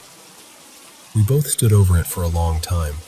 staring like it might explain itself. I poked around it, checked the edges. It just felt off. Not terrifying, just unusual in a way that stuck with me. Then that fall, this is when it started getting harder to shrug off. Rowan had this inflatable ride-on horse toy. You know the kind. Big rubbery thing you bounce on. It was her favorite. One day I find it absolutely wrecked. Cuts all over the body, like someone took their time with it. And the eyes. The eyes were cut out, and someone had colored the area in dark, like smeared charcoal or marker or something. My first thought was, Rowan did this. Kids do weird stuff sometimes, right? But she was 3, and we didn't have scissors she could do that with. Not the kind that could slice that cleanly. And she wasn't destructive like that. She didn't mess up other toys. She didn't act proud of it or guilty. Nothing. She just looked at it and got quiet. I remember feeling mad, and then immediately feeling kind of sick, because the damage looked deliberate. Like whoever did it wanted it to look like it was suffering. From there, it wasn't one big dramatic thing. It was a long stretch of smaller things that piled up. Over the time we lived there, June 2022 through May 2024, Rowan started having nightmares. Not normal monsters under the bed stuff. Specific nightmares. She told me, more than once, that there was a horse outside her window at night. But it didn't have legs. And it didn't have eyes. She said it bounced instead of walked. At the time, I blamed a lot on stress. My marriage wasn't healthy. It got worse and worse. And I spent that last year pretty much living in survival mode. I'd sleep on the floor in Rowan's room with the door blocked from the inside. Or I'd sleep in the spare room with furniture against the door. Not because I was scared of a ghost, because I was scared of my wife kicking in the door in a rage. That was my reality. But here's the part that messes with my head. Both me and Rowan had physical symptoms back then. Headaches, exhaustion, just this constant heaviness. And after we left, after the separation, it faded, like somebody turned down the volume on it. When we separated in May 2024, custody became week on, week off. Rowan would spend time with me and time at the house with her mother. And during that stretch, when I wasn't living there, Rowan tells me this story like it's just a fact of life. She says there's a dead crow that scratches at her window. I'm like, Rowan, what do you mean a dead crow? And she says, real calm, it's dead because it was laying in the yard for days. But sometimes it gets up and scratches my window. So I ask, trying not to lead her, at night? Like in a dream? And she goes, no, in the day. I can see it. She brought it up again months later because we drove past a dead crow on the road. She pointed and said, that's the second dead crow I've seen. The other one gets up and scratches at my window. Like she was talking about 2 different weather reports. Then CPS got involved in November 2024, mostly because of concerns about what things were like for her when she was with her mom. In January 2025, Rowan got a concussion while she was over there, and she ended up talking to an advocate. DHHS, child interview, the whole thing. And that's when she said something that still makes my stomach drop. She told the interviewer she was scared of something at the house.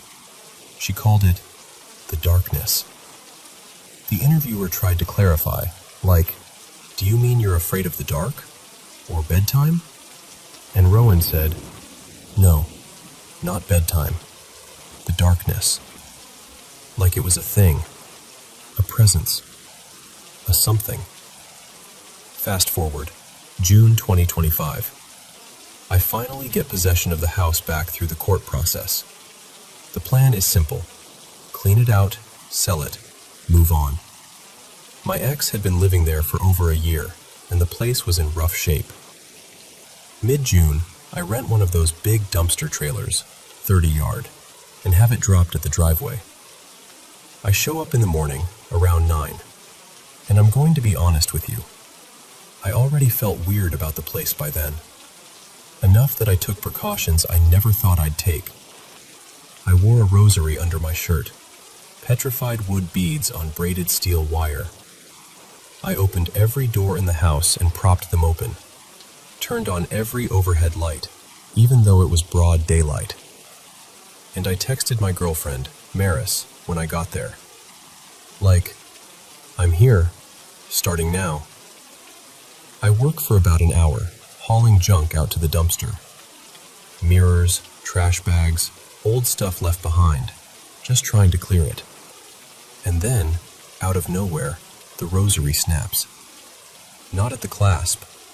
The braided wire itself breaks, like it was pulled apart. Beads hit the floor. I'm standing there with nothing snagged, nothing caught on it, because it was under my shirt. I remember freezing, looking down, and just feeling this cold certainty like, nope, not today. I picked up every bead I could find, shoved them in my pocket, texted Maris, and left. I wasn't there long. My text showed just over an hour. A couple weeks later, end of June, around late morning, Maris and I go by to drop a key in a lockbox for the heating company because we were about to be out of state. We're backing out of the driveway, and I glance at the big garden windows in the living and dining room, the ones that usually reflect the sky, not tinted, not shaded, black and opaque, like the house wouldn't let light in, like you couldn't see through them at all. And in the same moment, the whole place felt aware. That's the only word I can use. Like we were being watched, and it wanted us to know it. Early July 2025, I go to mow. I didn't even go into the house, just grabbed the riding mower from the garage and started doing laps. After about an hour, I come around the back of the Quonset hut, near the clothesline, and I see something between the house and the road, near the spruce trees. It looked like a four-legged animal, but too big, bigger than a dog. More like a bear or a tiger in size, but shaped wrong. High shoulders, sloped like a wild hog. A black, bristly-looking mane, spiky almost, and a tail with the same rough fur. And the strangest part? I couldn't make out its head. It was down low, like it was sniffing the ground, or like there was no head to see. It was there clearly enough that my brain went, that is real. And then it vanished. Not ran off, not slipped behind a tree, just gone, like someone erased it. The next week I come back to clean mold. There was mold in the carpet in the main room, and the fridge was worse, like webbing mold inside the empty shelves and drawers, even though I swear to you I had cleaned it before with bleach. I'm scrubbing the fridge with bleach and rags, garbage bag beside me. My back is to the kitchen and dining room, and while I'm cleaning, the room behind me keeps going dark. Not like the bulbs flickering, but like something is moving between the light and the space, like a shadow passing close. I turn around, and everything looked normal. Lights steady, nothing obvious. So I keep cleaning, because that's what you do when you want to be done and out. Then the doors start moving. The game room door, the bedroom doors upstairs, opening slowly, then slamming shut. Over and over. Not a one-time breeze thing. A door slams from wind, it usually latches and stops. This was like a pattern. Creak open. Slam. Creak open. Slam. About 20 minutes into that, my phone rings. My hands are filthy, and I don't want to dig the phone out in there, and, this is hard to admit, I didn't want to have a conversation inside that house. I didn't want whatever was there to hear it. So I stepped outside to the driveway and answered. It wasn't Maris. It was someone from her attorney's office, a paralegal, calling about a payment that didn't clear. Normal enough. We talk, I explain, I say I'll fix it, and I go back inside, finish what I can, and leave. When I'm leaving, I look up at the windows again, black, watching, and I had this irrational, awful thought. If I stare too long, I'm going to see Rowan in there, and she'll look, sad, like I'm leaving her behind. I didn't look. I got in the car and drove away. Then, this is where it gets really unsettling. When I got home, Maris told me the law firm called her, the lead attorney. Apparently, the paralegal I spoke to was so disturbed by that phone call that he went to his boss and said he was worried about Maris's safety. Like he thought something about my tone meant I was abusive. I don't remember being angry. I don't remember saying anything threatening. I don't abuse women. That's not who I am. Maris was shaken because the attorney wouldn't explain, just said they were concerned and wanted to check on her. And then they kept calling her for a couple weeks after, asking if she was okay. To this day, no one will tell us what the paralegal claimed happened on that call. And I'm telling you honestly, that scares me more than the shadow thing, because it's like something interfered.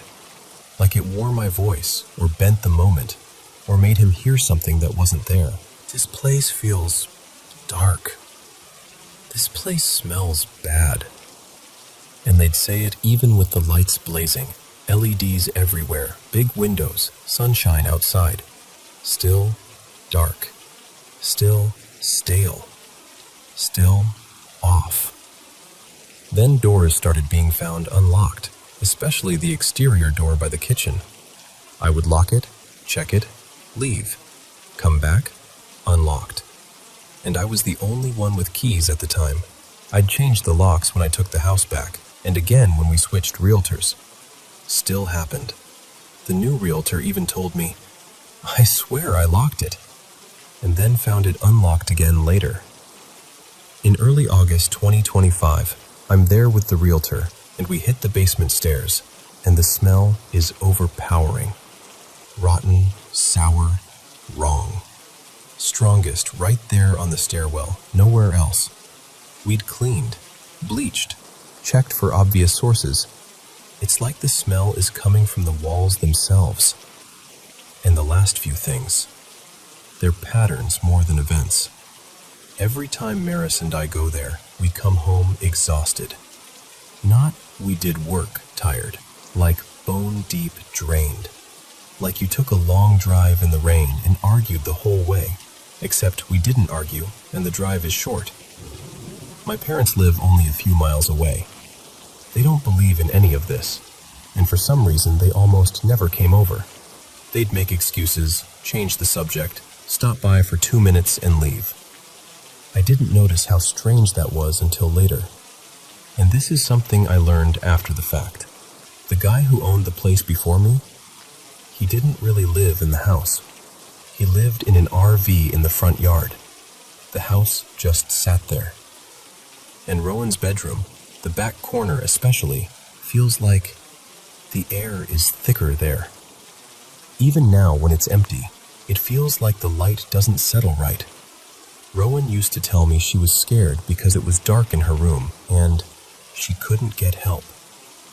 At the time, I blamed neglect, and maybe some of that was true. But standing in that room now, knowing everything else, it feels like there's something gathered there, like a storm cloud in a corner. So that's why I called you. I'm not asking you to tell me it's demons.